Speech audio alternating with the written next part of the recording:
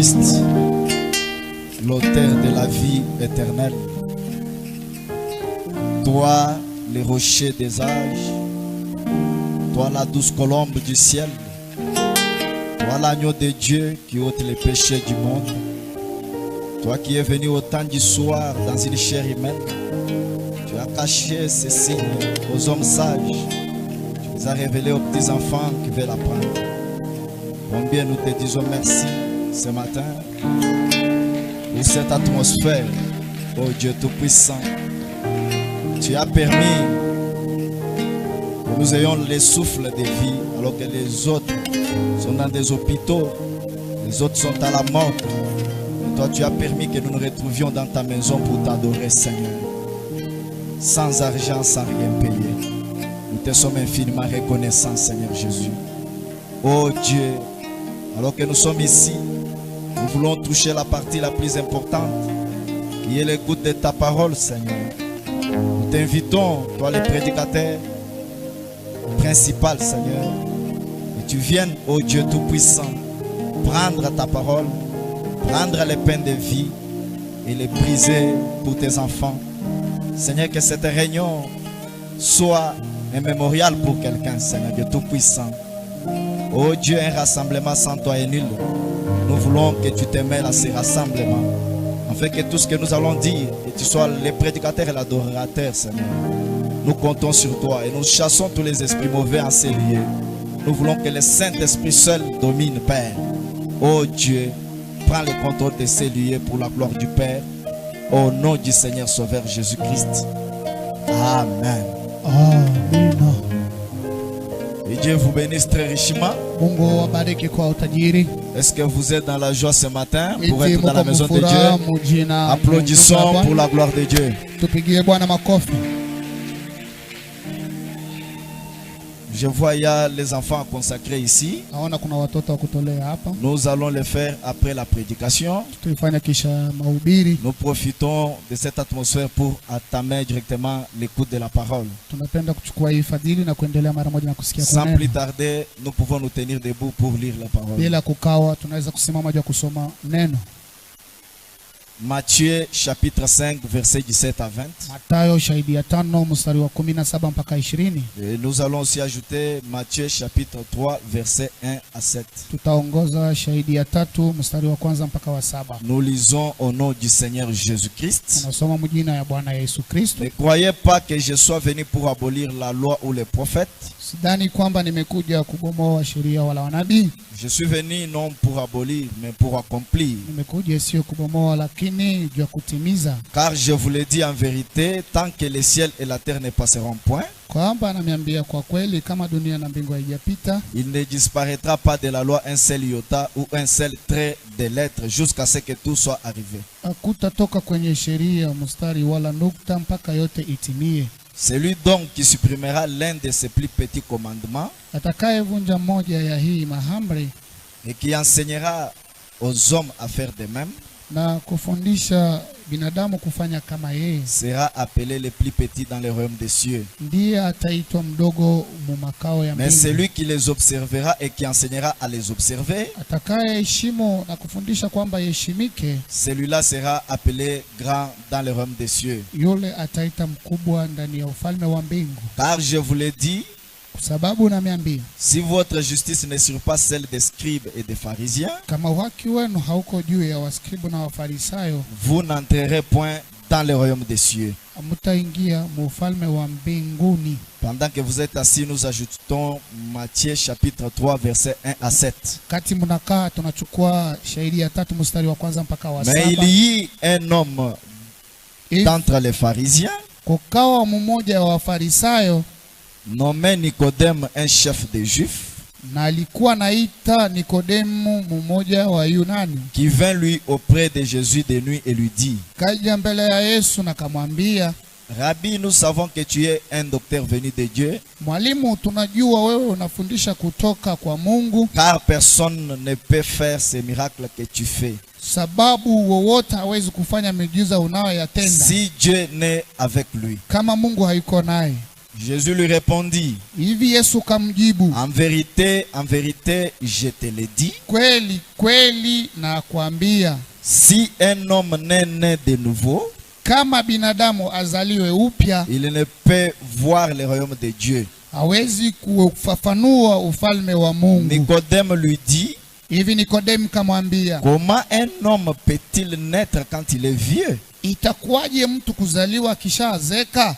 Peut-il rentrer dans le sein de sa mère et naître? Je, anawezi kurudi ndani ya tumbo la mama lake na kuzaliwa? Jésus répondit, Yesu kamjibu, en vérité, je te le dis, kwa kweli nakwambia, si un homme n'est né d'eau et d'esprit, kama binadamu hajazaliwa kwa roho na mwili, il ne peut entrer dans le royaume de Dieu. hawezi kuingia mu ufalme wa Mungu. Ce qui est né de la chair est chair, Kilichozaliwa na mwili ni mwili, et ce qui est né de l'esprit est esprit.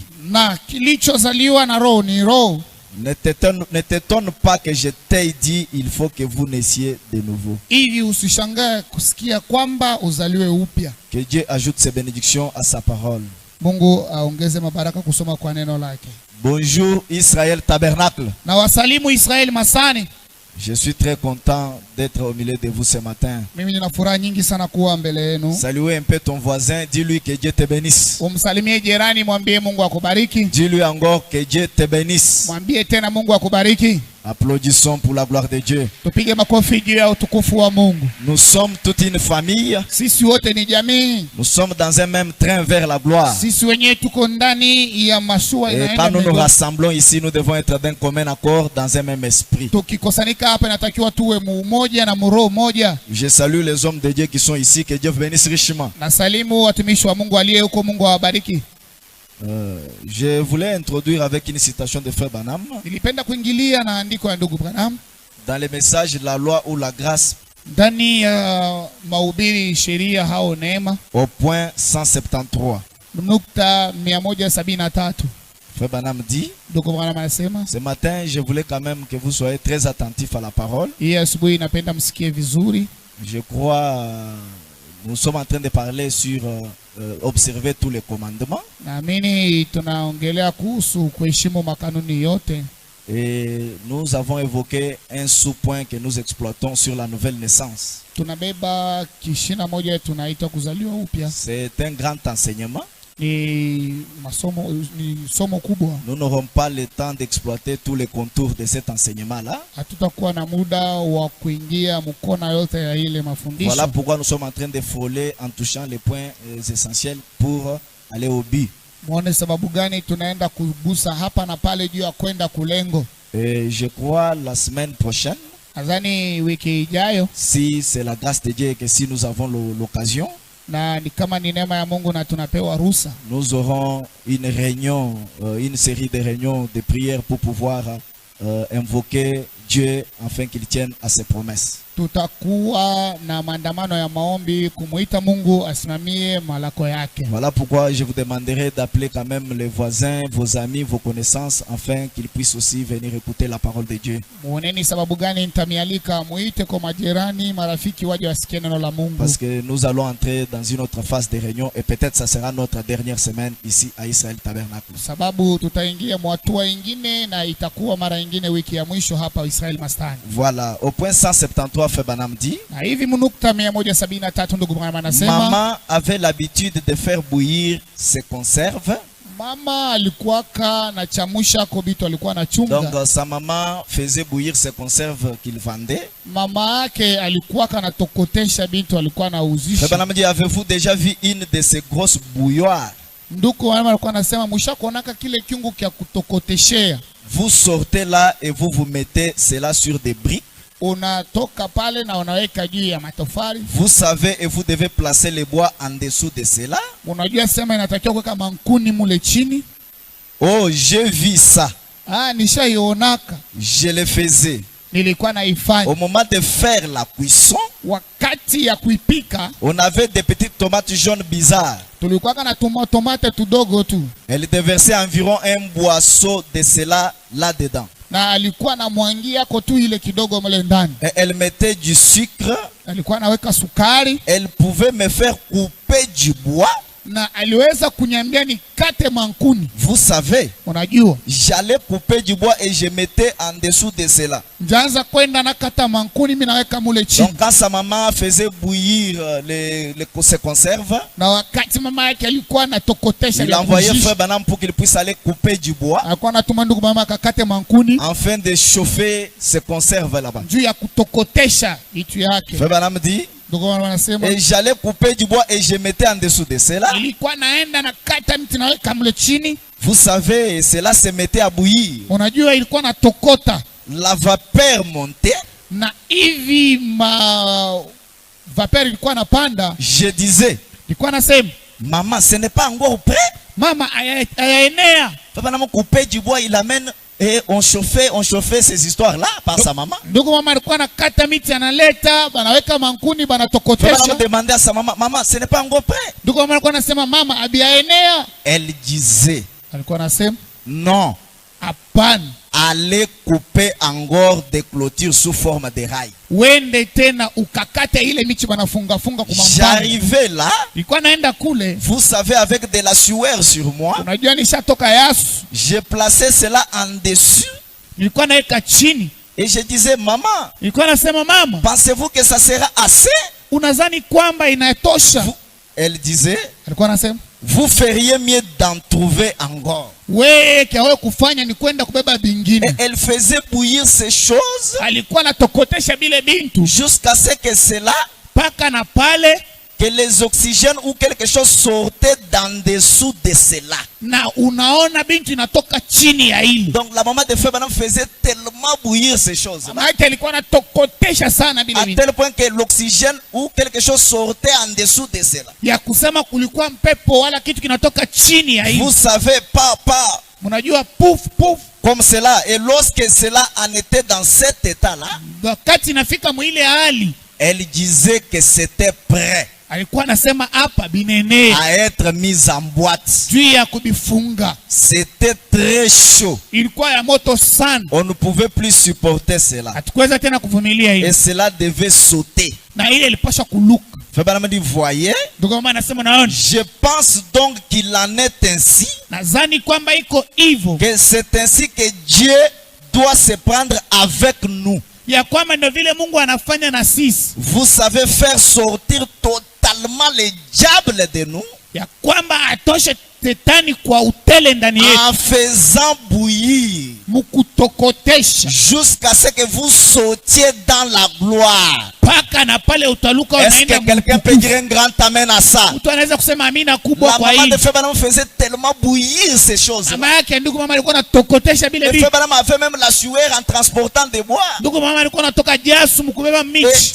ça devenait chaud, c'était prêt pour être mis en boîte. Bilikuwa na kwa moto binakuwa tayari Et Frère babifungie. Branham dit que c'est comme ça que Dieu doit s'y prendre avec nous. Ndugu mama anasema ndio vile Mungu anapaswa kufanya na Nous sisi. faisons bouillir pour faire sortir les diables de nous Anatutokotesha juu ya kutosha shetani ndani yetu. jusqu'à ce que nous sautions dans la gloire. Paka na pale tutaenda Frère Branham dit kumtukufu. alors vous êtes prêts à être mis en boîte. Ndugu mama anasema pale uko tayari On ne peut pas bakufungia. mettre en boîte quelque chose qui n'a pas été bouilli. Abaweza kuweka ndani ya bwati kitu kenyewe Est-ce kitokota. que Israël peut dire un grand amen? Israeli anaweza kusema amina Frère Branham kubwa. dit Dieu peut alors vous sceller, vous savez. Ndugu mama anasema pale anaweza kukuchapa, Donc unajua. on peut parler sur ces sujets, Unaweza kusema kwa hii vitu aller vite pour toucher d'autres choses rapidement. kwenda haraka juu ya kugusa vitu vingine haraka. Mais des fois c'est bien de rester sur quelque chose Mara nyingi ni vizuri kubaki thabiti jusqu'à ce que cela produise un résultat. paka na pale ile itatoa Et matunda. après on peut passer à autre chose. Na baada ya hapo tunaweza kupita kwa Est-ce vitu que vingine. quelqu'un peut dire un grand amen? Eti mtu anaweza kusema amina Nous kubwa. devons ajouter les bois et les bois Tunapaswa kuongeza miti, pour kuongeza que makuni. la chose soit prête à être mise en boîte. Ile kitu kiwe tayari juu ya kukifunika. Depuis le mercredi, nous étions en train de parler sur ça. Tangu Jumatano tulikuwa nasema juu ya ile. Frère Branham nous avait dit que beaucoup de gens sur ces chemins du christianisme Ndugu mama alituambia watu wengi barabarani kwa se Kikristiani sont pris rapidement, walienda haraka sana mais sans toutefois qu'ils aient réellement contrôlé leur soubassement ou leur fondation. bila kweli kweli kupata ile msingi. Frère Branham nous avait dit dans une citation que nous avons lue Na ndugu mama alituambia ndani ya andiko yenye tulisoma que nous voyons au long de la route ya kwamba tunaona wakati tunasafiri des carcasses de prédicateurs et de chrétiens tunaona wahubiri na uaminifu ambaye qui ont washaandika été mis au hangar. wenyewe walitiliwa pembeni C'est parce qu'ils ne se sont pas pris correctement sur cette voie du christianisme. sababu hawakuanza mzuri hii njia ya Kikristo. Et nous avons vu que beaucoup de gens viennent au message Na tuliona kwamba watu wengi wanakuja kwa et ujumbe, ils entrent dans les mouvements. wanaingia ndani ya Ils mwenendo, sont pressés d'aller loin Wako- avec Dieu, weko haraka kwenda mbali na mais Mungu, sans réellement être nés de nouveau. lakini bila kweli kweli kuzaliwa upya. Comme Frère Branham nous dit que la nouvelle naissance c'est la foi, Vile ndugu mwana anasema kuzaliwa upya ni et imani c'est ça la fondation du christianisme. na ndiye msingi ya Et Ukristini. quelqu'un peut aller commencer à prêcher la parole. Mtu anaweza kwenda na kuhubiri neno, Quelqu'un peut aller commencer à chanter, à servir Dieu. mtu anaweza kwenda kuimba na Être un kutumikia Mungu, diacre, un administrateur, un kuwa ancien frère. mzamili wala tena Mais mchungaji, sans réellement contrôler la fondation. lakini bila kuangalia msingi. Et Frère Branham nous avait dit Na ndugu mama que alituambia nous devons réellement mourir à nous-mêmes. ya kwamba tunapasha kufa kweli Que kweli. cette vieille nature pécheresse, Hiyo tabia ya zamani ya cet kutenda homme dhambi, qui aime le monde, huyu mtu anapenda dunia, cet homme qui aime huyu convoiter, mtu anapenda cet homme kutamani, qui aime les plaisirs huyu charnels, mtu anapenda mania ya kimwili, cet homme doit réellement mourir. huyu mtu anapasha kufa kweli kweli. Comme Abel a été mort avec son sacrifice, Ile Abeli alikufa pamoja na pour sadaka yake, qu'un nouveau homme puisse renaître en nous. ya kwamba mtu mpya azaliwe Et le ndani yetu. prophète nous avait dit, Na nabii il y alituambia a des familles chrétiennes aujourd'hui, kwamba kuna majamaa ya peu Kikristo leo, importe le foyer dans lequel un enfant est né, aizuru jamaa mwenyewe alizaliwa comme nous mtoto. avons les enfants des prédicateurs, les enfants des diacres, les enfants des anciens frères. Vile tuna watoto wa ndugu wa zamani wachungaji. Frère Branham nous avait dit, peu importe la famille dans laquelle l'enfant est né, Ndugu mama atuambia aizuru mwenyewe familia si unazaliwa. cet enfant n'a pas croisé la nouvelle naissance, Kama yule mtoto hajazaliwa upya, il restera toujours un ingrédule et un pécheur. atabaki mtokuamini na Et mtenda beaucoup dhambi. de gens se sont pris avec la foi mentale, Na watu wengi walienda na imani ya en wazo, croyant les messages, walikuwa nadhani wanaamini en ujumbe, croyant la Bible, kuamini Biblia d'une manière intellectuelle. munamna moja tu ya Il peut vous kimawazo. réciter toutes les citations. Anaweza kutaja kila Il maandiko, peut même quand il prêche, vous sentez que le Saint-Esprit descend et il y a l'onction dans l'auditoire. anaweza anahubiri, kuna upako unashuka, Ou quand il chante, quand il prie, vous sentez que non, il y a quelqu'un qui prie ici. akiomba wala tena akiimba, mnasema Mais mtu c'est anaimba, justement la foi mentale. lakini ni Mais si uaminifu cet wa homme wazo.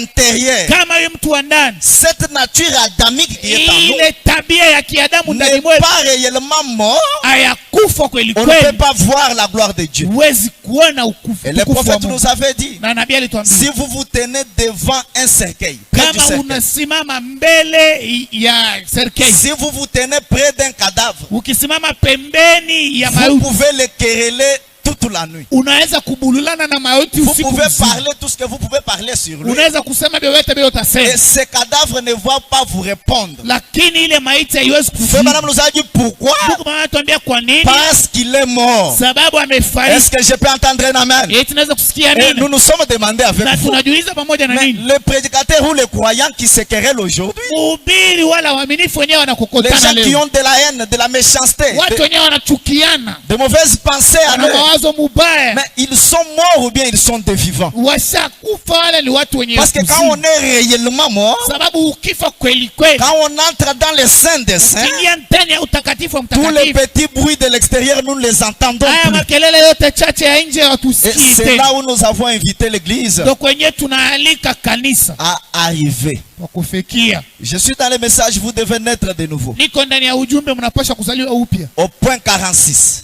Haya 46. Frère Branham raconte une petite histoire. Ndugu mama anadisia hapa, Ils étaient quelque part avec son ami Lei. walikuwa sehemu moja na ndugu yake Lei. Et son ami a eu un songe. Rafiki yake akapata ndoto.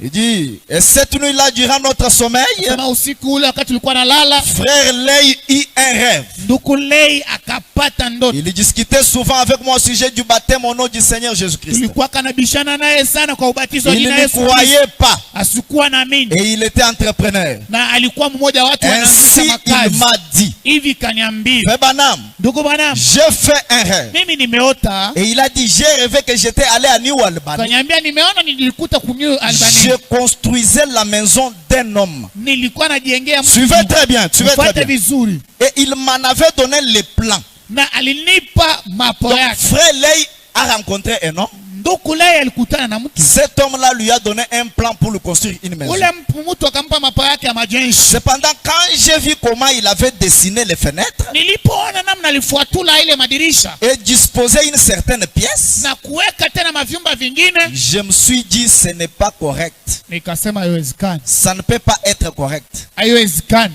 C'est contraire. Ni ya kubishana sana. Alors je l'ai construite de la façon que je croyais correcte. Hivi nikajenga ile jengo nilivyokuwa nafikiri kwamba Donc ni sawa. frère Lei a reçu un plan de quelqu'un. Ndugu Lei alipata mapo ya mtu. Et cette personne lui a demandé de construire une maison. Na yeye mtu alimwomba Et amjengee. frère Lei a vu que ce plan-là n'était pas selon son goût à lui. Ndugu Lei aliona kwamba hii mapo Et il a haipatane commencé à na changer les plans kaanza kubadilisha yale pour construire la maison de sa façon. juu ya kujenga ile majengo alivyokuwa naona. Écoutez-moi très bien. Msikie vizuri. Frère Branham dit, Ndugu mama il anasema a dit je l'ai construite de façon que je croyais correcte. kasema nimeijenga nilivyokuwa nadhani Et ni quand sawa. il est venu, cet homme-là, quand il Alipo- est venu de ses vacances, Alipokuja mwenye jengo j'avais presque terminé sa maison. nilikuwa nishakaribia kumaliza. Écoutez maintenant très bien. Msikie sasa vizuri. Il a jeté un coup d'œil Akaangalia à sa maison, kwa ile jengo, puis il est allé chercher les plans. kisha akaenda kutafuta mapo yake. Il a jeté un coup d'œil à la maison, Kaangalia nyumba, et après il a pris son plan. baadaye akachukua mapo yake. Il y a jeté un coup d'œil et il a dit, Kaangalia na kasema, vous n'avez pas bien construit ma maison. waujenge vizuri hii nyumba. Alors je lui ai dit non, Nikamwambia bwana, hapana, je l'ai bien construite. nimeijenga vizuri. Alors dit-il, Hivi akasema, qu'en est-il de telles pièces? inakuwaje kwa chumba fulani Elle ne doit pas être là. haikupashwa kuwa pale. Écoutez au point 48 maintenant. Sikia 48 sasa. Il a dit, Kasema démolissez-la mupomone, si vous voulez être payé. ukitaka kulipa Construisez-la selon les plans. na uijenge Est-ce kufuatana que na je mapo. peux entendre un grand amen? Tunaweza kusikia amina kubwa. Quand le propriétaire de la maison est venu, Wakati mwenyewe jengo alikuja, frère Lei voulait donner à la maison son image à lui. ndugu Lei alipenda kujenga vile Il lui a aliona. dit, monsieur, si tu veux que je te paie, Kamwambia bwana, ukitaka nikulipe, démolissez cette maison-là. pomona hii nyumba. Et la maison dont nous parlons, Na ile nyumba tunasemea, frère Branham dit, l'homme c'est une habitation du Dieu vivant. ndugu anasema Et binadamu c'est la maison de makao ya votre Mungu. personne. Ni mtu wewe, Il ndio y mwenye a jengo un tunasema. plan Kuna map pour la construction de cette maison-là. yenye tunapashwa Et kujenga ce nayo. plan, c'est la parole de Dieu. Na hiyo mapo ni neno la Mungu. Aujourd'hui, beaucoup de gens ont changé les plans de Dieu. Leo watu wanabadilisha mapo ya Mungu. Aujourd'hui, les gens, les frères et sœurs ont changé les plans de Dieu. Leo ndugu na wadada wanabadilisha mapo ya Ils Mungu. ont modifié leur maison selon leur façon de voir. Wanaitengeneza mnamna yao ile Ils ont wanao. changé le christianisme selon leur façon de voir. Wanafanya ukristini uwe vile wao Le wanao. christianisme d'aujourd'hui, Ukristini wa vous leo pouvez parler à mal de votre unaweza frère. kusema ubaya Vous wa ndugu. pouvez insulter les gens. Unaweza Vous pouvez kutusi faire watu. toutes ces choses-là. Unaweza kufanya Mais yote. c'est quand même en ordre. C'est la maison construite Lakini selon ni votre... sawa na unaijenga vile Est-ce que unataka. je peux entendre un amen? Tunaweza kusikia Moi, je nini? ne crois pas que quelqu'un peut quitter chez lui et venir dormir à l'église. Mimi siamini kwamba mtu anaweza kutoka kwake anakuja kulala kanisa. Amen. Amen. Et il me demanda, Na akaniuliza, qu'en pensez-vous, frère Branham? unawaza je ndugu bwana? J'ai répondu, Nikamjibu, il y a une rivière qui coule ici près, hapa pembeni pana mto unaochuka près de la maison. kando kando pembeni. Alors nous y sommes allés. Tukaenda, Il m'a dit, frère Branham, akaniambia ndugu bwana, je ne veux pas qu'il y ait une démolition ces jours-là. mimi sipende babomoe ile siku.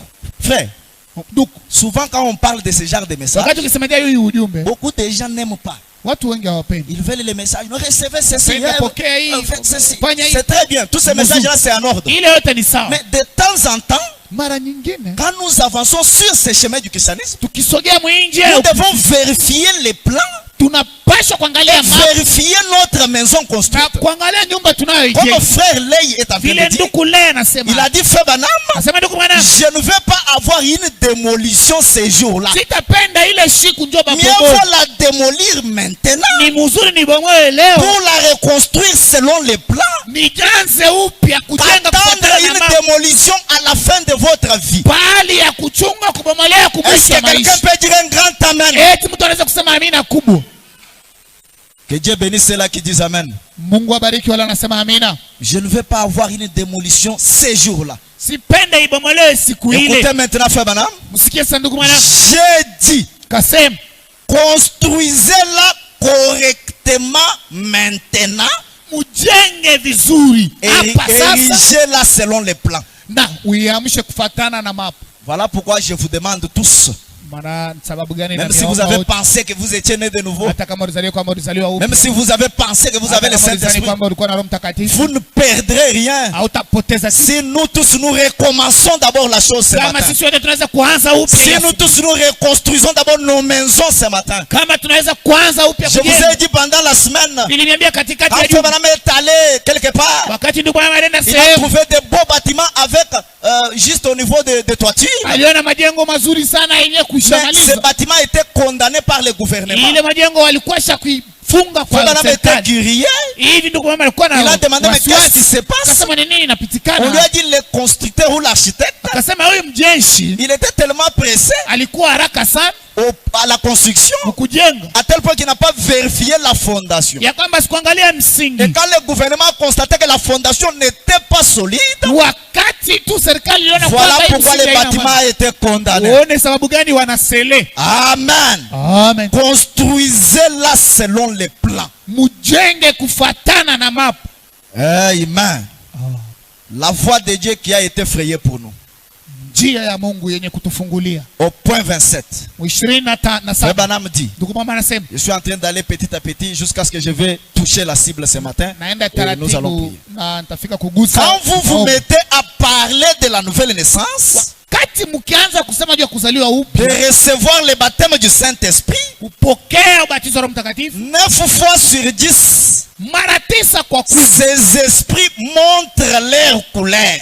hii maro inaoneshaka marangi Faut vraiment yake. dire que Judas était justifié, Na ndugu mama anasema Yuda il était alihesabiliwa, sanctifié, mais alijitakasa, Judas n'était pas né de nouveau. lakini Yuda sikuzaliwa upya. Judas n'avait pas reçu le Saint-Esprit. Yuda sikupokea Il faut ubatizo wa Roho vraiment dire qu'il Mtakatifu. était le diable incarné. Na ndugu mama anasema alikuwa ni shetani mwenye On kujaa. touchera ça. Tutagusa hili. Et quand on parle de la nouvelle naissance, Wakati tunasema juu ya quand kuzaliwa on parle upya, du baptême du Saint-Esprit, tukisema juu ya ubatizo wa Roho les Mtakatifu, esprits de Judas, les esprits religieux, maro ya kidini ils ne veulent pas ce genre de message. apendake Et mahubiri si ce kama matin haya. tu ne veux pas ce genre de message, Kama hii asubuhi upende mahubiri il y a kama haya, encore la miséricorde de Dieu pour toi. bado rehema ipo juu Est-ce yako. que je peux entendre un grand amen? Naweza kusikia amina Le kubwa. prophète dit 9 fois sur 10. Ndugu wanasema mara 9 Le kwa 10. prophète connaît ce genre d'esprit. Nabii anajua hii Ce maro ne sont pas de nouveaux esprits. sio maro Ce sont mpya. les esprits qui ont existé il y a longtemps. Ni maro inakuwako Le tangu prophète dit muda mrefu. ces esprits montrent leur couleur. Ndugu mama anasema hii maro inaonesha marangi. Ce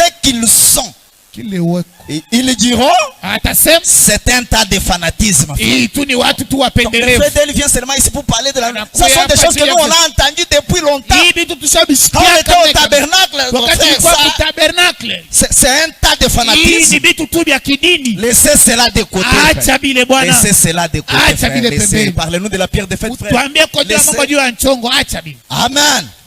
Frère Branham a dit, Ndugu mama anasema frère, ndugu, c'est la voie à laquelle Dieu a pourvu pour l'homme aujourd'hui. ndo njia yenye Mungu Est-ce que alitayarisha quelqu'un peut juu ya dire binadamu leo. Alléluia? Mtu anaweza kusema Le haleluya. frère Branham lui-même crie Alléluia. Ndugu mama anasema Est-ce que haleluya. quelqu'un peut dire Alléluia? Mtu anaweza kusema haleluya. Applaudissez pour la gloire de Dieu. Pige makofi juu ya utukufu ya Bwana. Que Dieu vous bénisse richement. Mungu ambariki kwa utajiri. Les esprits séducteurs, Maroho tongozefu. au point 41. Niko 41. Les mêmes maladies qui peuvent affecter quelqu'un dans le corps, Ile magonjwa moja moja yanaweza kugusa mtu et les mwilini. mêmes maladies affectent les âmes des gens aujourd'hui. Haya magonjwa inagusa tena manafsi ya Tu watu. peux trouver un frère bien, Unaweza kuta mtu mzuri, une sœur bien, dada moja mais mzuri, elle a une certaine maladie qui a affecté son âme. lakini eko na magonjwa yenyewe inagusa Pas seulement nafsi. son corps, mais son âme. Inakuwa inaharibu Voilà ile pourquoi nafsi yake. pendant la semaine, Wana sababu gani katikati ya la juma? semaine passée, frère Branham nous a dit Juma iliyopita ndugu mama que alituambia j'ai plus besoin de la guérison de l'âme. ya kwamba zaidi natamani Parce uponyaji qu'il wa y a nafsi. plusieurs âmes qui sont malades Sababu aujourd'hui. kuna manafsi mengi Mais sana on ne yanagonjwa. s'en rend pas compte. compte. na hatutambui. Les esprits séducteurs au point 41. Maroho ya utongozefu. Le prophète dit, oh, Japo un cancer dans le corps hii kansa mwilini ou bien un cancer dans l'âme. wala kansa kwenye nafsi. Écoutez le prophète. Sikia nabii. Les démons peuvent pénétrer dans les deux endroits. Mashetani yanaweza kuingia mwile mafasi. Moi je ne suis pas malade dans ce corps. Mimi sigonjwa Mais tu peux avoir une maladie dans ton âme. Unaweza kuwa na magonjwa mnafsi. Les démons peuvent pénétrer dans ces deux endroits. Mashetani yanaweza kuingia mwile mafasi mbili.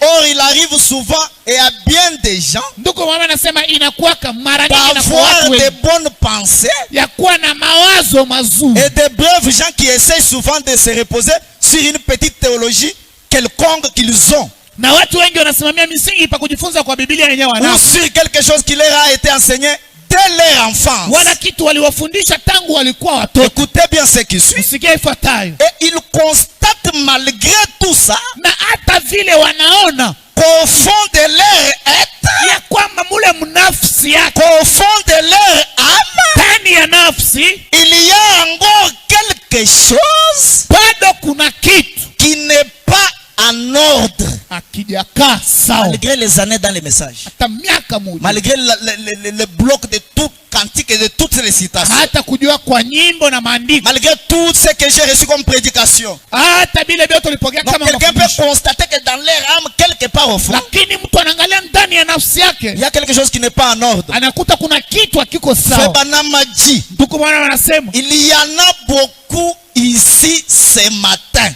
weko wengi hapa hii asubuhi sans doute, bila shaka que partout où on trouve des chrétiens. fuasi yote kwenye kule tunakuta wa Donc si Kristo. vous dites ici à Israël, il n'y en a pas, bon, moi je ne sais pas, mais ça Ukisema c'est kwa fait Israeli masani ya Il kubo dit partout où on trouve des chrétiens, nasema fuasi yote kwenye kuko wa des Kristo. chrétiens rassemblés, Wa Kristo wenye kukusanyika on trouve des gens tunakutaka watu qui ont des esprits en eux. wenyewe kwa na maroho ndani mwao. Écoutez, Febanam, Usikie ndugu mwanangu, c'est quelque chose indésirable. ni kitu kenye mtu asitamani Peut-être tu kuwa ne veux nacho. pas cette situation-là. Wewe mwenyewe upendi La chose qui te fait entrer en colère, là, ile kitu kinakuwa kishirani, la chose qui te fait haïr ton prochain, kile kinafanya la chose qui umuchukie ndugu yako, t'empêche de communier avec Dieu, kile kinakukushirikisha la chose qui te fait convoiter, kile kinakusukuma utamani, c'est quelque chose d'indésirable. ni kitu kenye upendi. Écoutez, Febanamaji, Usikie ndugu bwana anasema ils n'en veulent pas.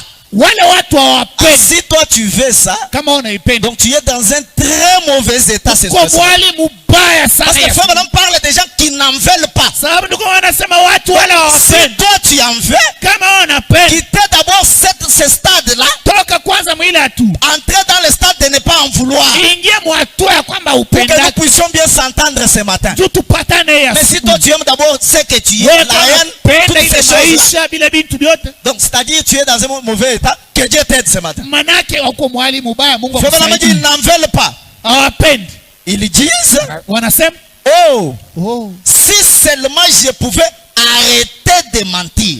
kama tu naweza kuacha kudanganya, Si seulement je pouvais arrêter de convoiter. kama tu naweza kuacha kutamani Quand kwa une mwili. femme passe, Mtu mwanamke donc lui, donc il n'est pas tranquille. ye asiwezi Il y a kuwa toujours ustarehe. un serpent qui se lève en lui. Kuko mpaka nyoka namka ndani Ça, yake. c'est une femme jolie. Ni mwanamke mzuri Mais il n'en veut pas. lakini ashipendi. Si seulement je peux arrêter de convoiter. Kama mimi naweza kuacha hii Si seulement maisha, je peux arrêter les mensonges. kama mimi naweza kuacha kudanganya, Si seulement je peux arrêter de convoiter. kama naweza kuacha Si seulement je pouvais arrêter ceci ou cela. kama naweza kuacha hiki wala kile, Remplacer ceci ou cela par ce qui vous préoccupe. muweke pa ile fasi ile muko nayo. Or, Japo ça, ce sont des démons.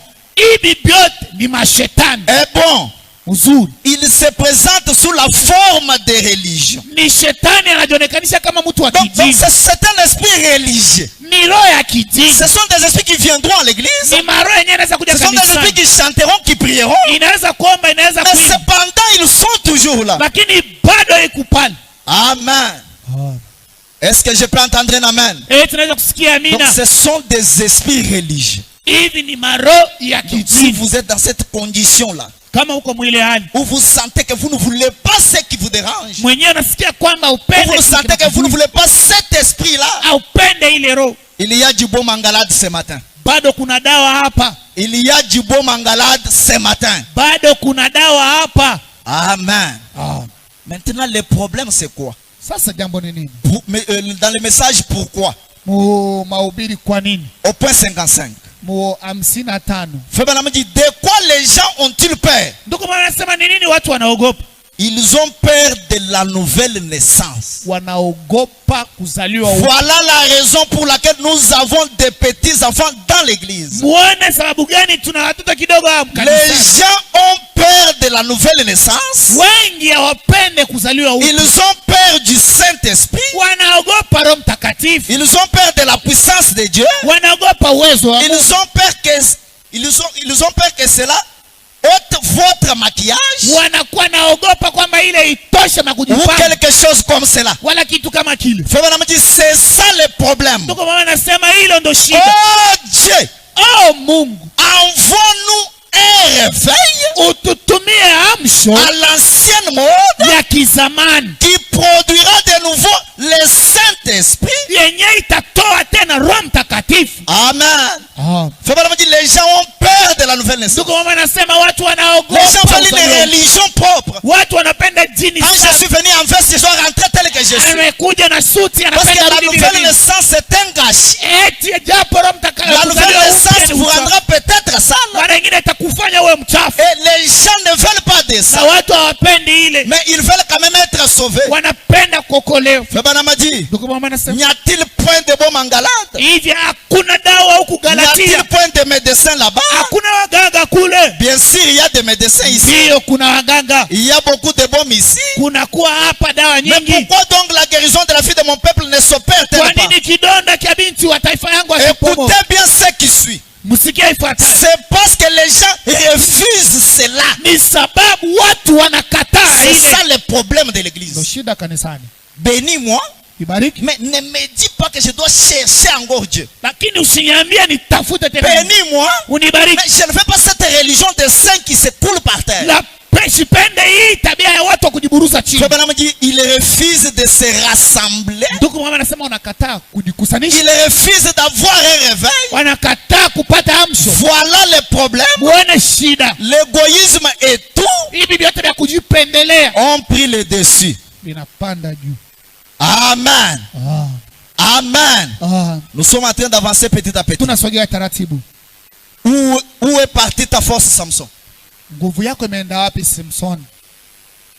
Écoutez ce que Frère Branham dit au point 18. Musikie kile ndugu mama anasema mwaya 18. Nous savons tous que la Bible enseigne la nouvelle naissance. Wote tunajua kwamba Biblia inafundisha Ils uzaliwa nous ont upya. substitué une poignée de mains. Wanaweka tu pafasi ya kitu cha Et kweli tout le kugusa reste mkononi. à la nouvelle naissance. Na hivi vyote pafasi ya kuzaliwa Mais upya. cela ne prendra jamais la place de la nouvelle naissance. Lakini ile haitabeba fasi ya kuzaliwa upya. Ça doit être une expérience, Inapaswa kuwa kuonja une nouvelle naissance. kuzaliwa upya. Nous savons tous que toutes sortes de naissances est un gâchis. Wote tunajua kwamba kuzalikwa kote ni ndani ya Quand uchafu. un enfant naît, Wakati mtoto anazaliwa, que ce soit par terre, iwe chini, que ce soit sur un tas de cosses, iwe pa que ce makanda, soit dans une chambre d'hôpital, iwe mchumba ya hospitali, en rose, ufasi yenye kupamba c'est un gâchis. ni uchafu. Écoutez très bien. Msikie vizuri. Le Bible dit, mais cela produit la vie. Ndugu mama anasema ile inaleta C'est uzima. ce qu'est la nouvelle naissance. Ndio kenye kiko kuzaliwa C'est upya. un gâchis, Hiyo ni uchafu, mais ça produit la vie. lakini inaleta uzima. Écoutez maintenant. Msikie sasa. Ce n'est pas un style Haiko tu namna moja ya ou kufanya vitu, quelque chose de fabriqué. wala kitu cha Parce que kujitungia. les gens fabriquent la nouvelle naissance de leur façon aujourd'hui. Sababu watu wanatunga Roho Mtakatifu Ou une namna yao. déclaration de credo. Wala vitu ya kusema sema. Frère Branham dit, Ndugu mama anasema c'est le baptême du Saint-Esprit. ni ubatizo ubatizo wa Roho Est-ce Mtakatifu. que quelqu'un dit amen à ça? Eti mtu anasema amina kwa hii. Écoutez ce qui suit. Usikie Et ifuatayo. c'est cela le secret Na ile ndo siri de la véritable église ya kanisa ya kweli qui croit la nouvelle naissance. yenyewe inaamini kuzaliwa upya. Écoutez maintenant. Msikie sasa. Oh, je sais que vous vous relevez de l'autel en Oh, pleurant. najua mkitoka kwa madhabahu mnalalamika. Vous vous relevez de l'autel en pleurant, Munatoka kwa madhabahu mnalia. en braillant, Mwenye kuamini. en criant, Mkulalamika. en sanglotant. Mkutoka damu. Mais cela produit la vie. Ile inatoa Est-ce que uzima. je peux entendre un grand amen? Eti mnaweza kusikia amina La kubwa. nouvelle naissance, c'est un travail de l'âme. Kuzaliwa upya ni kutumika kwa nafsi. Comme je vous avais dit, Vile niliniambia. un vainqueur, ce Mshindani. n'est pas quelqu'un que Dieu fait entrer dans un bout de tuyau Haina mtu mwenye Mungu anaingiza ndani ya tundu et il ya le fait kufereji. sortir à un autre bout de Na tuyau. anamtoa kutundu nyingine kuu. Celui-là n'est pas un vainqueur. Ule sio C'est mshindani. quelqu'un qui doit travailler dans la Ni présence de mtu Dieu. anapaswa kutumika muwepo wa Mungu. Jusqu'à ce que cette vieille nature Mpaka na pale ile tabia ya puisse zamani réellement mourir à l'autel. itakufa kwa Et madhabahu. Fabana m'a dit Ndugu mama anasema que c'est un gâchis. ya kwamba ni uchafu. Quand vous vous avancez, Ukisogea cela peut vous faire pleurer, ile inaweza kukuilisha, cela peut vous faire crier, ile inaweza vous kukulalisha, perdez l'image. unaweza Et kupoteza dans un autre sermon, mnamo mahubiri ingine. Fabana m'a dit, Ndugu mama peu anasema importe qui vous êtes, haizuru kile même si vous avez 40 Cadillac, hata kama uko na magari vous 40 devez venir à l'hôtel comme tout le monde, unapaswa kuwa kwa madhabahu kama mtu prier wote, jusqu'à ce que la mort sorte de ton âme kuomba mpaka na pale et makamashi vivre une vie na kuishi qui maisha prouvera que tu l'as reçu. yenyewe itahakikisha kwamba unaipata, Parce que ce n'est pas quelque chose de fabriqué. sababu sio kitu cha kutunga. Tu dois entrer dans la présence de Dieu. Unapaswa kuingia muwepo wa Mungu, Tu dois mourir dans cette vieille nature. unapaswa kufa kwa hii tabia ya Est-ce que zamani. quelqu'un dit amen à ça? Eti mtu anasema mimi na kwa hii, C'est un gâchis, hiyo ni uchafu, mais cela produit la vie. lakini inaleta uzima. Frère Branham a dit, Toka wanasema cela vous dépouille du formalisme. ile itakutosha vya Quelqu'un vient à kujitungia. l'église seulement par formalité. Mtu anakuwa mkanisa juma Si, moja, si je ne viens pas, les diacres vont m'appeler. kama mishende ya wachungaji wa Que kanisa, j'aille quand même, que j'aille quand même. niende tu. Amen. Amen. Cela vous dépouille du formalisme. Ile itakutosha vya kujitungia, Cela fait de vous ile itakufanya ce que vous devriez être. kile ulipaswa kuwa. Cela vous débarrasse complètement du monde Ile inakutenganisha na dunia, et de la radeur. na hiyo yote vitu ya Le kichafu. frère Branham a dit, Ndio wanasema mais aujourd'hui nous avançons tout bonnement leo tunakuja tu et nous disons je reçois Jésus comme mon sauveur personnel. napokea Yesu kama mwokozi, Cela ne prendra jamais la place de la nouvelle naissance. ila itabebaka fasi ya kuzaliwa upya. Quand les hommes et les femmes Wakati wanaume na wanawake viennent à l'autel, wanakuja kumadhabahu, est-ce que quelqu'un dit amen à ça? eti mtu anasema amina kwa hii. Quand les hommes et les femmes Wakati wanaume na wanawake viennent à l'autel wanakuja kumadhabahu et oublient où ils sont, na wanasahau quel kwenyewe. genre de prière toi tu fais? Ni maombi na Tu pries unaomba, les pensées au dollar, unawaza les pensées à la maison. unawaza Tu sais nyumbani, que frère Règle est ici. unajua sema ndugu tuweke Quand kwa tu pries ukiomba du début à la fin, kumwanzo na tu kumwisho, as entendu tout ce que frère Règle a parlé. unasikia bila vyote ndugu Et yake tu alisema, dis que je suis né de nouveau. na unasema mimi nazaliwa Frère upya. Branham dit ce n'est pas ça. Ndugu wao wanasema haiko Tu tu. fais la prière. Unaomba Peut-être quand tu regardes ici, wakati unaangalia hivi, tu pries unaomba et tu te retrouves en train de regarder ici. ukikufungula Tu macho te unajikuta perds dans la prière. potea mu maombi. Est-ce que quelqu'un dit amen à ça? Eti mtu anasema amini. Les hommes et les femmes viennent à l'autel Wanaume na wanawake wanakuja kwa et madhabahu oublient où ils sont na wanasahau kwenyewe weko et qui est à côté d'eux na ni nani yuko pembeni yako, jusqu'à ce qu'ils meurent réellement. mpaka na pale anakufa kweli kweli. Nous avons trop de vivants dans le monde. Tuko na watu leo Ils wanaishi ne veulent pas ce genre de sermons. asipende hivi, Ils veulent seulement des sermons qui les réjouissent. anapenda vitu ya kumfurahisha. Non, mon frère. Hapana, Tu ndugu. dois démolir cette maison maintenant Unapaswa kupomona hii pour nyumba ne pas sasa. subir la démolition au jour du jugement. Juu ya kwamba siku ya hukumu Est-ce basikubomoe. que je peux entendre un grand Eti amen? naweza kusikia amina kubwa. Ils oublient où ils sont Wanasahau kule huko et qui est à côté d'eux ni nani yuko pembeni yao, jusqu'à ce qu'ils meurent réellement mpaka na pale anakufa et kweli kweli, naissent de nouveau. anazaliwa upya. Et que des réunions de prière de toute la nuit Na mikusanyiko ya maombi ya usiku et mzima la puissance du Saint-Esprit na uwezo wa Roho Mtakatifu reviennent dans l'église. inarudi mkanisa. Est-ce que je peux entendre un grand amen? Eti naweza kusikia amina Ces kubwa. réunions-là d'autrefois, Yale mikusanyiko ya ile wakati wa toute la zamani nuit. ya usiku quelqu'un mzima, prie pendant 4 heures, il ne se fatigue mtu pas. anaomba masaa C'est la nouvelle naissance qui peut produire ce genre de règne. Kuzaliwa upya kunaweza kutoa hilo. Amen. Amen. Amen. Amen. Febanama dit, Ndio mama anasema c'est dont nous avons besoin aujourd'hui. tunayelazimisha leo C'est d'un bon réveil à la Saint Paul, ni hii amsho ya wakati wa Paulo, à l'ancien temps, ya wakati wa zamani, et qu'on prêche encore le Saint-Esprit de la Bible na tuhubiri tena Roho Mtakatifu wa Biblia avec puissance, na uwezo, mais dans la simplicité de la prédication. munyenyekevu wa mahubiri. Est-ce que je peux entendre un grand amen? Tunaweza kusikia amina Est-ce kubwa. que je peux entendre un grand amen? Naweza kusikia amina kubwa. La nouvelle naissance, Kuzaliwa upya c'est la chose qui vous donne l'accès dans le royaume. ndio kitu kile kinamingiza. Et cela doit venir par la mort en Ile soi-même. napaswa kuwa mkufa kwa Vous pekee. devez vous débarrasser de vos anciennes idées. Munapaswa kuachana na mawazo Vous yenu ya zamani, débarrasser de vos vieilles pensées. kuachana na mawazo yenu ya zamani, Abandonner le monde. kuacha dunia, Prendre une décision solennelle. kubeba mipango ya kweli. Seigneur, je vais avancer avec toi. Bwana, napenda kusogea na wewe Bwana, Je ne veux plus de cette vie. sipende tena hii Je maisha, veux réellement naître de nouveau. napenda nizaliwe upya. Les hommes et les femmes viennent à l'hôtel. Wanaume na wanawake Ils wanakuja kwa madhabahu, s'agenouillent à l'hôtel. wanapiga magoti, Ils prient wanaomba jusqu'à ce qu'ils oublient où ils sont. mpaka na pala na zao kwenye Ils prient anaomba jusqu'à ce qu'ils entrent dans une dimension. mpaka na pala anaingia mwatu, Ils prient anaomba jusqu'à ce qu'ils ne savent pas qui est à côté d'eux. mpaka na pala sijui ni nani uko Et pembeni. là, ils sont nés réellement de nouveau. Pale anazaliwa kwa kweli kweli. Est-ce que je peux entendre un grand Naweza amen? kusikia amina kubwa. Mais le problème, c'est quoi? Shida ni nini? C'est que nous voulons la nouvelle naissance Tunapenda kuzaliwa upya selon notre goût, kufuatana na sisi, selon notre manière de voir les kufuatana na choses. namna yetu ya kuona Et vitu. ça, ça ne marchera pas avec Dieu. Na hii haitendeka na Mungu. Et ça ne peut pas coller avec les plans de Hii Dieu. haiwezi kuambatana na mapa ya Nous Mungu. voulons la nouvelle naissance Tunapenda kuzaliwa upya sans la confession, bila kukiri, sans la repentance, bila kujitolea, sans sortir tout ce qui est à nous. bila kutosha ile yote kwa ndani mwetu. Lisons un peu la Bible.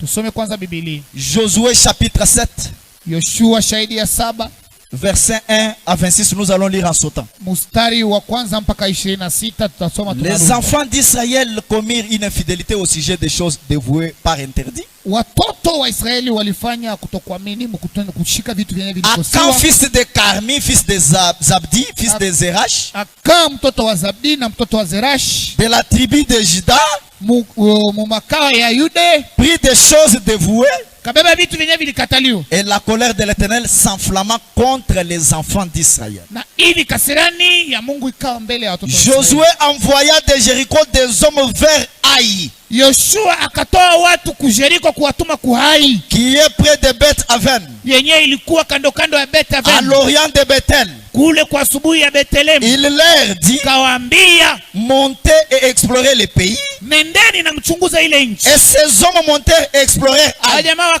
wakaenda kuangalia Ils hali. revinrent auprès de Josué Karudi kwa Yoshua et lui dit, kamwambia, il est inutile de faire marcher tous les peuples. haina maana kwenda kutuma watu 2 ou 3 000 hommes suffiront pour battre Haï. watu wa 2,000 wala Ne donne pas cette fatigue à tous les peuples car ils sont un petit nombre. usiwape tu kazi sababu weko wengi, weko chache. 3 000 hommes environ se mirent en marche, mais ils prirent la fuite devant les gens d'Aï. Watu 3,000 wakaenda, lakini wakakimbia mbele ya watoto wa Hai. Les gens d'Aï leur tuèrent environ 36 hommes. Watu wa kwa Hai wakaenda wakakufa, Ils les poursuivirent depuis la porte jusqu'à Shebaraïm wakaenda mpaka Kusherabai et les battirent à la descente. na wakaenda kaibomoa tena mkushuku. Le peuple fut consterné et perdit courage. Watu wakawa wenye kufezelesha. Suivez très bien la Bible. Je vais en venir à quelque chose. Tafikia kwa kitu. Josué déchira ses vêtements Yoshua akapasua nguo et zake, se prosternant jusqu'au soir, le visage contre terre devant l'arche de l'Éternel. kaanguka kifuri mbele ya Mungu. Lui et les anciens d'Israël, Yeye na wazee wa ils Israeli se couvrirent la tête de poussière. wakafunika kichwa chao na makuta. Josué dit, Hivi Yoshua akasema, ah Seigneur éternel, Bwana wa milele, pourquoi as-tu fait passer les Jourdains à ce peuple kwa nini uliwavukisha hawa watu Yordani pour nous livrer entre les mains des Amoréens juu ya kututoa kwa mikono ya et Amorea nous faire périr? na kutuua? Oh, si nous y sommes suis resté de l'autre côté du Jourdain. Hivi basi tungebaki kule ngambo De ingine. grâce, Seigneur. Itakuwaje Bwana? Que dirais-je après qu'Israël a tourné le dos devant ses ennemis? Tasemaje kisha watoto wa Israeli Quand wakageukia? Israël a exploré le pays d'Aï, Wakati Israeli aliingia kwa hii, ils ont retourné, ils ont dit à Josué, walirudi na kaenda kwambia les Yoshua, gens d'Aï sont un petit nombre.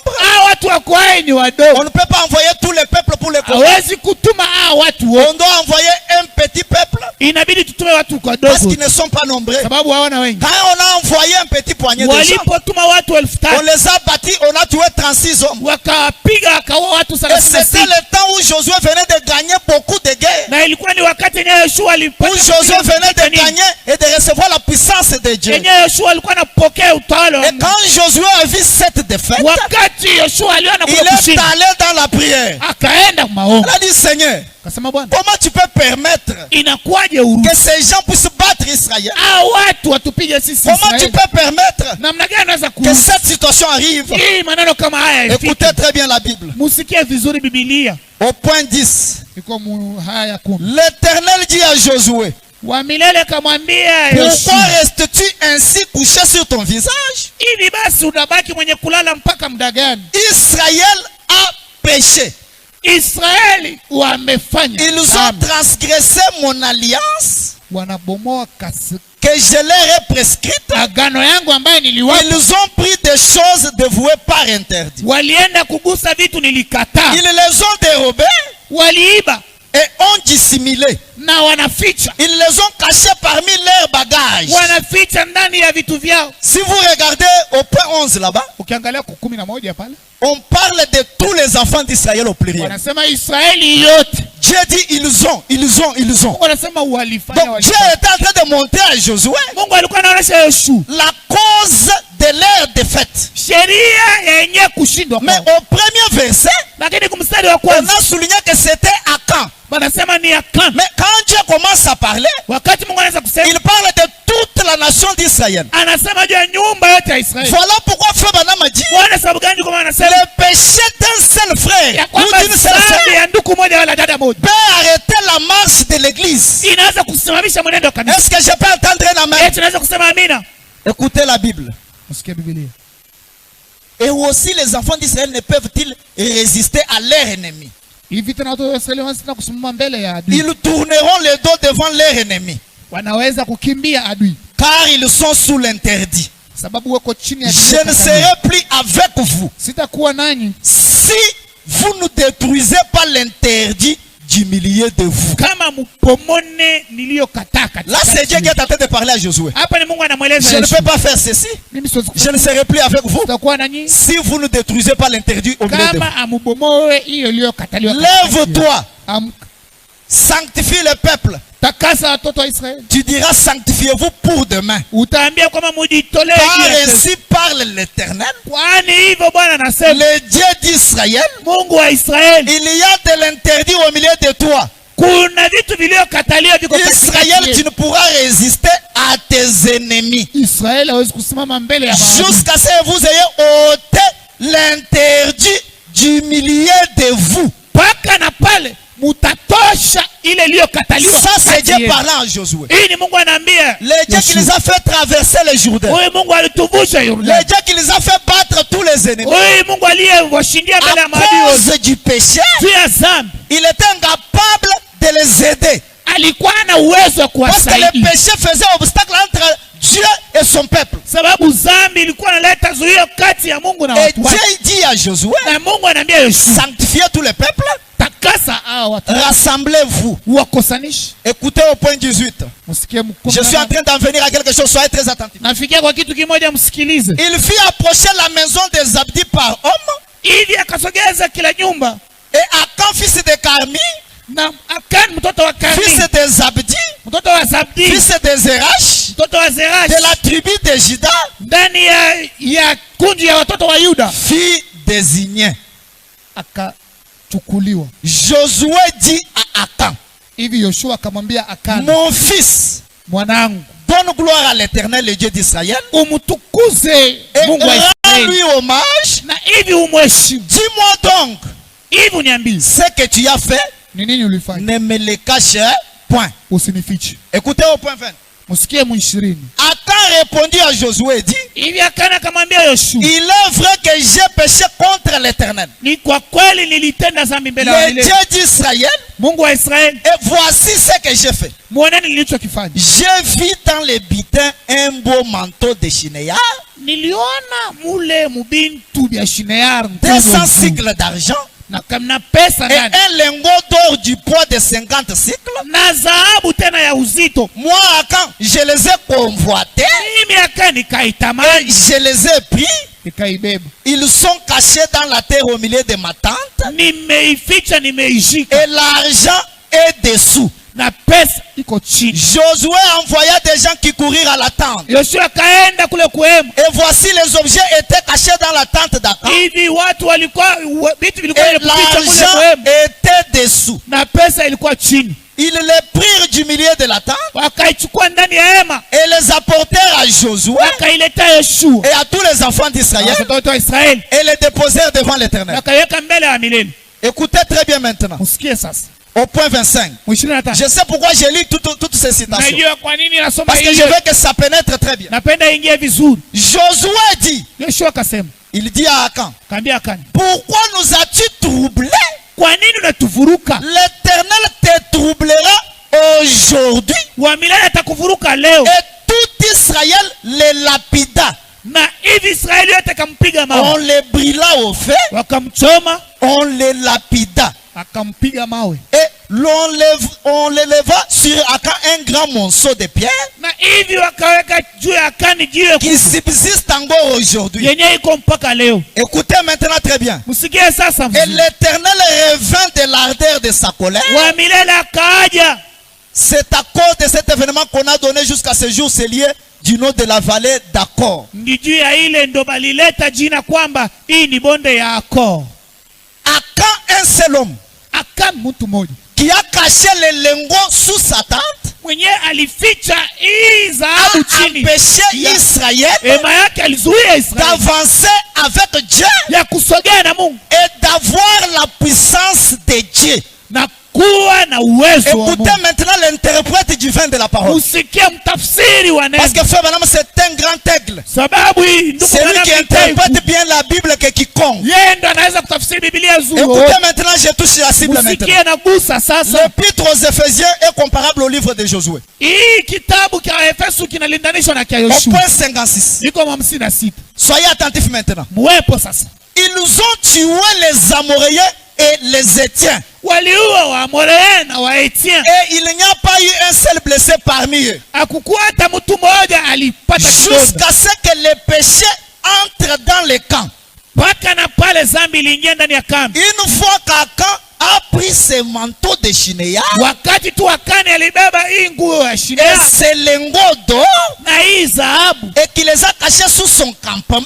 na alienda kuificha muhema yake. Écoutez, frère Branham, Usikie ndugu mwanangu. le lendemain, Kesho ils ont perdu 16 hommes. walipoteza watu 16. Josué a dit, Yoshua akasema, stop, simameni, stop, simameni kwa un instant. muda kichache. Il y a quelque chose qui cloche. Kuna kuitu akiendesha. Est-ce que quelqu'un dit amen à ça? Eti mtu anaweza kusema amina kwa Frère hivi? Branham a dit, Ndugu mama anasema, Josué a dit stop, Yoshua alisema msimame. stop. Usimame Il kwanza. y a quelque chose qui cloche. Kuna kitu akiendeka. Vous pouvez être dans une famille. Unaweza kwa ndani ya jamaa. Vous pouvez être dans une église. Unaweza kwa ndani ya kanisa. Il y a des choses qui ne marchent pas. Kuna vitu haviendeki. On ne doit pas continuer la marche. Hatuwezi kuendelea na On mwenendo. doit faire les inventaires. Tunapaswa kuchunguza. C'est ça que Josué a fait. Ndio kile Yoshua Il a dit alifanya. stop. Anasema msimameni. Il y a quelque chose qui cloche. Kuna kitu akiendeka. Il y a quelque chose qui cloche ici. Kuna kitu akiendeke hapa. Écoutez maintenant très bien. Usikie sasa vizuri. Nous allons publier un jeûne de 7 jours. Tutatangaza kufunga kwa siku C'est 7. ça que Josué a dit. Ndio kile Yoshua alisema. Nous allons publier un jeûne de 7 jours. Tutasema tufunge chakula siku 7. Dieu nous a fait la promesse. Mungu alitupatia malako. Comme nous aussi, nous sommes un peuple de la promesse. Vile sisi pia tuko watoto wa malako. Israël Tabernacle, c'est un peuple de la promesse. Israel mastani ni kundi Si ya vous ne malako. croyez pas ça, moi je crois cela. Kama mwamini mimi naamini. Dieu nous a fait la promesse Mungu alitulaka. qu'on ne nous fera aucun mal. ya kwamba hata tufanye que kiabaya nos ennemis ne tomberaient à nos pieds. ya kwamba waadui wetu wataanguka kwa miguu yetu. Alors, Sasa il y a quelque chose qui cloche ici. kuna kitu akiendeke hapa, Quelque chose est allé de travers quelque part. kitu moja kinatoka njiani. Nous avons 16 morts ici. Tuna watu wanakufa hapa 16, Ce sont des frères israélites ni wa ndugu yetu wa et Israeli ils sont morts. na wanakufa.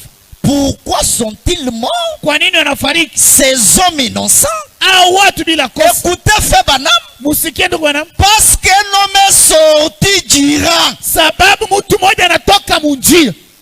Un seul homme, Mtu mmoja il sort du rang anatoka munjia et la bataille est perdue. na vita Nous pouvons inashinda. inviter la puissance de Dieu. Tunaweza kuita uwezo wa Mungu. Nous pouvons inviter la gloire de Dieu. Tunaweza kualika Nous utukufu. pouvons demander la guérison divine dans cette église. Tunaweza kuomba uponyaji wa Nous kimungu. pouvons demander que Dieu suscite des millionnaires ici. Tunaweza kwamba Mungu alete Mais hapa si watu wa un milioni. seul homme est sorti du camp, Kama mtu mmoja anatoka munjia, la marche est bloquée, mwenendo la unasimama, puissance de Dieu est bloquée, uwezo wa Mungu unasimama, l'église ne saura pas avancer. kanisa haitasogea. Le pasteur peut prier gêné, Mchungaji anaweza kwamba mais rien ne va marcher. na kutaenda Est-ce que l'église est avec moi? eti kanisa iko na mimi. Frère Branham a dit, Tuko maana nasema parce qu'un seul homme sababu mtu mmoja est sorti du camp. anatoka munjia. Écoutez très bien, Frère Branham. Musikia vizuri ndugu bwana. Je veux que ça pénètre parce que c'est très, très important. Napenda ingie sababu ni ya maana sana. Frère Branham a dit Ndugu maintenant, bwana anasema sasa, vous voyez munaona la raison pour laquelle sheria ambayo cet enseignement est nécessaire. hii mafundisho ni ya maana. Vous voyez la raison pour laquelle Unaona sheria ambayo j'insiste sur ces choses. na kaza pa hivi vitu. Parce qu'on ne peut pas, même quand quelqu'un a une plaie, Juu mtu hata kama mtu vous anaugua venez avec les médicaments, vous appliquez. unaweka dawa. Non, ça ne va pas marcher. Habitendeka. Il faut d'abord enlever toute la saleté Inatakiwa kusafisha pour kilo appliquer maintenant les médicaments. juu ya kuweka dawa. Vous voyez pourquoi Unaona kwa nini cet enseignement est nécessaire. hii mafundisho ni ya maana? Écoutez maintenant. Musikie sasa. L'église qui doit s'aligner sur la parole de Dieu. Kanisa inapasha kujiweka sawa pa neno la Mungu. S'aligner les uns avec les autres Kujiweka pamoja na wengine sawa. en marchant d'une façon parfaitement droite. Kutembea mnamna yenye kunyoroka. Sobrement devant tous. Watu tu mwenye kunyenyekea Dans mbele ya la wote. crainte de Dieu. Mkuogopa kwa Mungu. Écoutez maintenant très bien. Musikie vizuri. À cause d'un homme Kwa sababu ya mtu mmoja qui a volé un manteau, mwenye aliiba, qui a fait quelque chose qu'il n'aurait pas dû faire, mwenye alifanya kitu asikupata kufanya, 16 hommes ont perdu la vie watu 16 walikufa à cause d'un homme. juu ya mtu mmoja. Je ne sais pas combien de gens nous avons ce matin Sijui sasa ni watu wangapi tunao qui asubuhi gardent encore des péchés sur leur cœur. wenyewe wako na mazambi pamoja Combien yao. de gens nous avons encore ce matin Sijui ni watu wangapi tunao qui ont des asubuhi choses à confesser mais qui ne confessent pas. wenyewe biko na vitu vya kukiri Je ne sais lakini pas hawakiri. combien de gens nous avons ce matin Sijui ni watu wangapi tunao dont asubuhi leur cœur les condamne qui retient encore cela. wenyewe wana vitu vya Si vigumu moyoni na votre wanabishia. cœur vous reproche de quelque chose, Kama moyo wako unakuwa na alors que nous kuhukumu voulons entamer les réunions pour solliciter la gloire de Dieu, na tunataka kwanza mikusanyiko pour juu ya voir kuwa les malades watu wa être Mungu, guéris, juu ya kuwa na wagonjwa pour voir wanapona, les gens recevoir le juu Saint-Esprit, ya kuwa na watu pour wanapokea Roho voir les Mtakatifu, gens être bénis, juu ya kuwa na watu pour que wanabarikiwa, les cas qui ont traîné trouvent des solutions. juu ya kwamba magumu ipate majibu. Si tu as quelque chose dans ton cœur, Kama kuna kitu moyoni je te supplie, mon frère, ma na soeur, kusindu, kuna dada d'appeler le pasteur et d'arranger ta vie. kuita mchungaji na Parce kutengeneza qu'à maisha, cause d'un seul homme, sababu juu ya mtu mmoja Israël a perdu 36 hommes, 16 hommes. Israeli ilipoteza watu 16. Amen. 36. Frère Branham a dit, Tukaona nasema Josué a publié. Israeli, Yoshua Il a dit, il alitangaza y a quelque chose qui cloche. kasema kuna kitu akiendeke. Dieu a fait la promesse. Mungu alileta malaki, Mais il y a quelque chose qui cloche. lakini kuna kitu akiendeke. Dieu a dit, Mungu alisema je suis l'éternel ton Dieu mimi ni wa milele Mungu qui te guérit de toutes tes maladies. na kuponesha kwa magonjwa yote. Dieu a dit, Mungu alisema j'ordonnerai la bénédiction de tes suivre. mimi nitaambia baraka ikufuate. Dieu a dit, Mungu alisema vous serez des têtes et non des queues. mutakuwa vichwa hapana. Dieu a dit, Mungu alisema parmi mon peuple, kati ya il n'y taifa aura pas de stérile. hakutakuwa nyama Même sana, un animal n'avortera. hata nyama siwezi kutoa. Dieu a dit, Dieu a dit, Mungu Dieu a dit. anasema, Mungu anasema Mais comment nous ne les voyons pas? hata namna gani atuone, Comment les cas traînent? namna gani Comment le vitu stérile vinasahau? traîne? namna gani tena Comment les wasiozaa maladies ne wazaa? sont pas guéries? Kwa nini watu hawaponi? Josué a dit, Yoshua alisema stop, stop.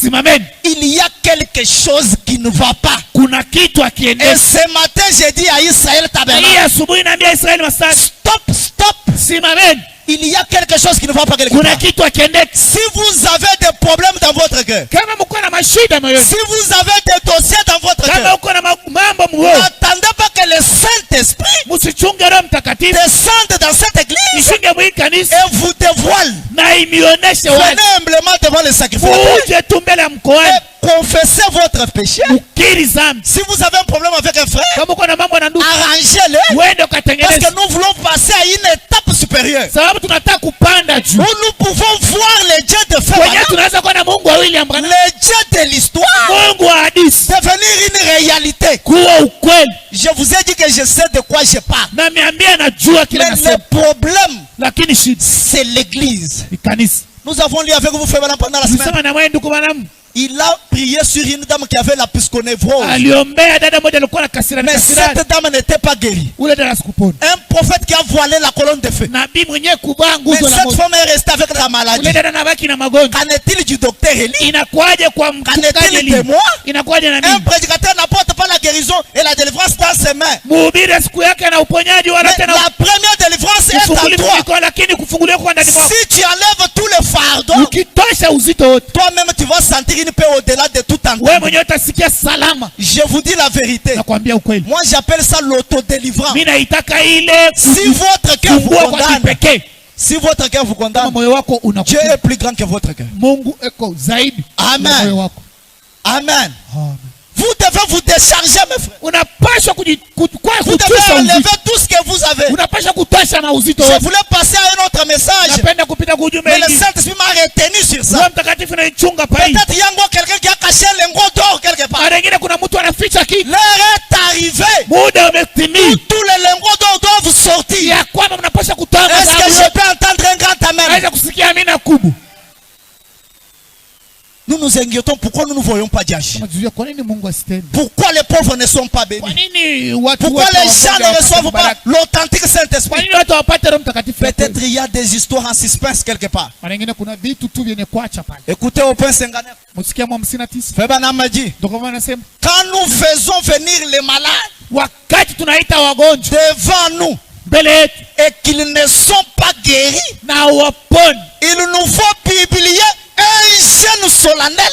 inatakiwa kutangaza Est-ce que quelqu'un kufunga dit kwa amen à chakula. ça? Eti mtu anasema amina kwa hili, Est-ce que quelqu'un dit amen à ça? mtu anasema amina kwa hili. Applaudissez pour la gloire de Dieu. Piga makofi juu ya utukufu wa Bwana. Frère Branham m'a dit, Ndio kwa maana nasema quand nous ne voyons pas les malades être guéris, kama tunaona wagonjwa nous devons wapone, publier un jeûne solennel. tunapaswa kutangaza Et pendant la kufunga semaine kwa chakula prochaine, na mjuma je ne dis ijayo. pas que venez sous état de jeûne, Mimi sisemi uje mais si vous sentez dans votre cœur lakini ukisikia que vous moyoni pouvez manger après la ya prédication, kwamba unaweza kula kisha mauti, venez dans cet état, il n'y a pas de sio mwile problème. hali ni vizuri. Écoutez ce que Frère Branham dit. Usikie kile ndugu anasema, Convoquez une assemblée. muite mkusanyiko. Il y a quelque chose qui cloche quelque part. Kuna kitu akiendeke sehemu. Dieu a fait la promesse Mungu alileta malako et Dieu doit tenir à cette promesse. na Mungu anapaswa Et kusimamia Frère ile Branham malako. prêché un message. Na ndugu mama anasema anahubiri Dieu ujumbe tient toujours sa parole. ya kwamba Mungu anasimamia Est-ce neno que je lake. peux entendre un amen? Naweza kusikia amina. Dieu tient sa parole. Mungu anasimamia neno Mais lake. le problème c'est l'église. Shida ni kanisa. Peut-être un lingot caché quelque part. Mara nyingine ni Frère Branham dit kitu alors, kilifichwa sehemu. il a publié un jeûne. Sawa, akasema tufunge Et chakula. ils ont découvert, ils ont tiré au sort. Na hivi wakachakua Et Akan a confessé. na Akana katubu. Ils ont tué Akan avec sa famille. Wakamuua Ils ont Akana brûlé jamaa. leurs cendres. Hivi wakachoma na Et maivu les ont yao. laissés là comme monument. Wakaacha pale kama Et kionesho. Josué a continué à combattre en s'emparant de tout sans une graniture. Na Joshua akaenda kupiga ukomvi, anachukua yote Josué bila qui kuacha est nukta. le type de l'église. Yoshua ni mfano wa Et kanisa, l'église, ce ne sont pas des 4000. na kanisa sio maukuta nne. L'église, c'est toi et moi. Kanisa ni wewe na mimi. Pour que tu continues à combattre Tuendelee na kupiga dans vita ta vie, maisha yako, dans tes affaires, kwa dans biashara, tout ce qui te préoccupe. ile yote na kuzunguka. Débarrasse-toi de toutes les lingots d'or. Achana na mazambi yote. Amen. Amen. Amen. Le Fils de Dieu manifeste. wana wa Mungu wenye kuonekanisha. Au point 34. Iko mu Souvenez-vous. Kumbukeni. La seule circonstance. Wakati tu mmoja. Merci Seigneur. Où Israël ait jamais perdu un homme. Yenye Israeli ilipoteza mtu. C'est quand le péché est entré dans le camp. Ni wakati zambi iliingia ndani ya kambi. Febanama dit.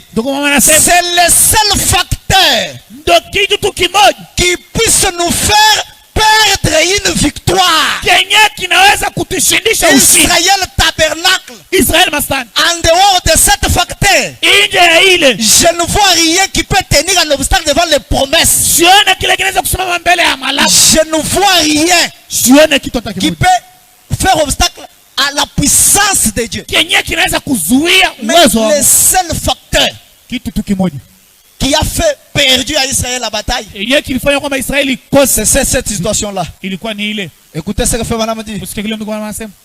C'est quand le péché Ni wakati zambi entre dans le camp inaingia ndani ya kambi qu'il y a quelque chose qui cloche quelque na part. kuna kitu akiendeke. Quand Akan a volé les lingots et les manteaux de Shinéa, Kati Akana aliba dhahabu il na y nguo ya avait du Shimeya. péché dans le camp. Kulikuwa zambi ndani ya kambi Et le combat a mal tourné. na ugomvi ukabadilika. Amen. Vous pouvez être même dans un foyer. Unaweza kuwa ndani ya nyumba, Il y a quelque chose qui ne marche pas. kuna kitu akiendeke. Peut-être les affaires sont bloquées. Biashara biende, Peut-être il y a une maladie incurable. kuna magonjwa moja Peut-être il y a yapo, une situation bizarre. kuna kitu moja kiendeke. Je sais que les épreuves aussi peuvent amener des choses comme ça. Najua kwamba kuna vitu vinaweza kuleta Mais ile. il n'y a pas de preuve éternelle. Lakini hakuwake tena Est-ce que kujaribiwa vous êtes kwa avec milele. moi? Eti mko na Il n'y a mimi. pas de preuve éternelle. Hakuna kujaribiwa kwa Vous milele. trouvez une sœur là. Nakuta dada pale, Elle connaît que quand elle est entrée dans le mariage, anajua kwamba wakati anaingia elle ndani a ya trompé son mari. alidanganya mume Mais wake. même si quelqu'un meurt, Hata mtu akifa, même si l'enfant meurt, tombe malade, hata kama mtoto même si les affaires de son mari sont bloquées, wala mtoto wake tena na elle ne parle pas. asiseme. Elle est toujours comme ça. Eko tu vile. Calme. Kimya. Peut-être c'est le frère qui a un problème. Wengine ni ndugu na Et mashida. les gens gardent des choses comme ça. Watu wanachunga vitu vile. Et c'est ce qui bloque les choses. Na ile ndio Ça peut inafunga bloquer la marche de l'église. inakuwa nazuia Ça kanisa peut isiwe. bloquer la puissance de Dieu. Inaweza kufanya nguzo Ça ya peut Mungu ya bloquer mtu tout fulani. ce dont l'église a besoin. Inaweza kuzuia kile kitu. Est-ce que quelqu'un peut dire amen? Eti mtu anaweza kusema amina. Febanamadi. Ndio kwa maana nasema, Donnez-moi cette église. munipatie hii kanisa. Ça c'est au point 35. Hii ni muhaya ya 35. Moi Branham, donnez-moi cette église. Mimi Branham munipe Ah, kanisa. Frère Branham cherche cette église là. Ndio kwa maana tafuta ile kanisa. Donnez-moi cette église. Munipe kwa hii kanisa. Ce soir, Hii magharibi. ce groupe de gens Hii kundi la watu. parfaitement dans la promesse de Dieu par le Saint-Esprit. Kwa utele mumalako ya Mungu kupitia Roho Mtakatifu. Marchant dans l'esprit. Wanatembea muroho. Et moi Branham, Na mimi Branham, je défierai toute maladie. mimi nitachambulia Est-ce que je kila peux magonjwa. entendre un grand amen? Naweza kusikia amina kubwa. Donnez-moi cette sœur-là. Munipatie ole dada. Donnez-moi ce frère-là. Munipatie ole ndugu. Donnez-moi ce prédicateur-là. Munipatie ole mhubiri. Donnez-moi ce chanteur-là. Munipatie ole mwimbaji. Donnez-moi ce croyant-là. Munipatie ole mwaminifu. Qui ne se reproche pas de quelque chose dans son cœur. Mwenyewe na uzito moyoni. Parce que l'église c'est un individu. Sababu kanisa ni Et mtu. moi, Branham, Na mimi Branham, je défierai chaque situation. mimi nitashambulia kila jambo. Moi, Branham, Mimi Branham, je verrai les malades guéris. mimi nitaona wagonjwa kupona. Moi, Branham, Mimi je Branham, verrai les gens être délivrés. nitaona washamaji Moi, wanafunguliwa. Branham, Mimi je verrai Branham, les foyers prospérer. nitaona majamaa kustawi. Moi, Branham, Mimi Branham, je verrai les choses se faire. nitaona vitu kufanika. Donnez-moi ces frères et ces sept sœurs. Paachia ule dada. Tellement sincère quand elle prie. Yekuwa munyofu wakati Vous anaomba. allez voir comment le Dieu de la Bible, mes frères. Utaona namna gani Mungu wa Biblia. J'ai dit bien, je sais de quoi je parle. Najua Kenya nasema. J'ai déjà vu des choses comme ça. Nishaona vitu vile. Dans les réunions, Mumekosana une âme qui s'est repentie sincèrement. nafsi yenyewe litubu kweli Vous kweli. sentez comment le ciel descend dans une Unaona âme. namna gani mbingu inashuka ndani ya Donnez-moi nafsi. ces croyants-là Unipatie ule mwaminifu. et je défierai toutes les maladies. Mimi nitashambulia magonjwa yote. Est-ce que quelqu'un dit amen à ça? Eti mtu anasema amina kwa ile. Est-ce que quelqu'un dit un grand amen à ça? Mtu anasema amina kubwa kwa ile. Je vous ai dit pendant la semaine. Nilimiambia mjumbe. Pour ceux-là qui ne sont pas, je vais répandre ça. Kwa wale hakukwepa narudia. À Luxembourg, Kulikzambu. une sœur estopiée, Dada moja mlemane. on l'a envoyé un linge Walimtumia tungu. là où le prophète avait prié. Kwenye nabii aliomba. Elle était seule. Alikuwa peke yake. Et il n'y avait pas un prédicateur. hakukuwa mhubiri. Frère Branham a dit, Ndio kwa maana anasema elle a confessé tous ses péchés et autres. alikiri dhambi zake na vyote. Et Frère Branham a dit, Ndio kwa maana anasema quelque chose s'est passé. kitu moja Elle kilifanyika. s'est tenue debout elle-même. Kasimama tu yeye, Elle a lancé un cri. akalalamika, Elle a dit, kasema toi démon, wewe shetani, sors dans la maison du Seigneur. toka mnyumba ya Bwana. Qu'est-ce qui lui a donné ce courage-là? Nini ilimupa ile C'est hodari? parce qu'il avait confessé ses Ni péchés. sababu alikiri dhambi Tu es là, zake. tu gardes des choses Wewe unachunga contre les gens. Je ne veux na pas watu. voir ces frères-là. Je ne veux pas voir cette sœur-là. Sipende kuona ule. Tu es encore un vivant. Uko bado mzima. Un vivant Na mtu ne mzima peut pas hériter le royaume de Dieu. hawezi kurithi ufalme wa Frère mbingu. Branham a dit, Ndio kwa maana anasema le témoignage de cette femme ushuhuda yule mwanamke a fait écho là à Luxembourg. ilitembea mu À tel point Luxembourg. qu'on l'a invité le prophète pour qu'il aille tenir Namna kwamba des réunions. waliita na bidii kufanya mikusanyiko. Amen. La première délivrance, c'est toi-même. Na kufunguliwa kwa kwanza ni wewe. Ôtez le lingot d'or. Mutoe ile Je ne sais pas mazambi. pourquoi mon esprit insiste là-dessus. Sijui kwa nini roho yangu ina kazi ya pale Ôtez juu. le mal. Mutoshe bubaya. Amen. Amen. Ôtez le mal. Mutoshe bubaya. Démolissez la maison maintenant. Mupomone nyumba sasa hivi. Pour qu'elle ne soit pas démolie à la fin de la route. Ya kwamba wasiibomoe kumwisho ya safari. Amen.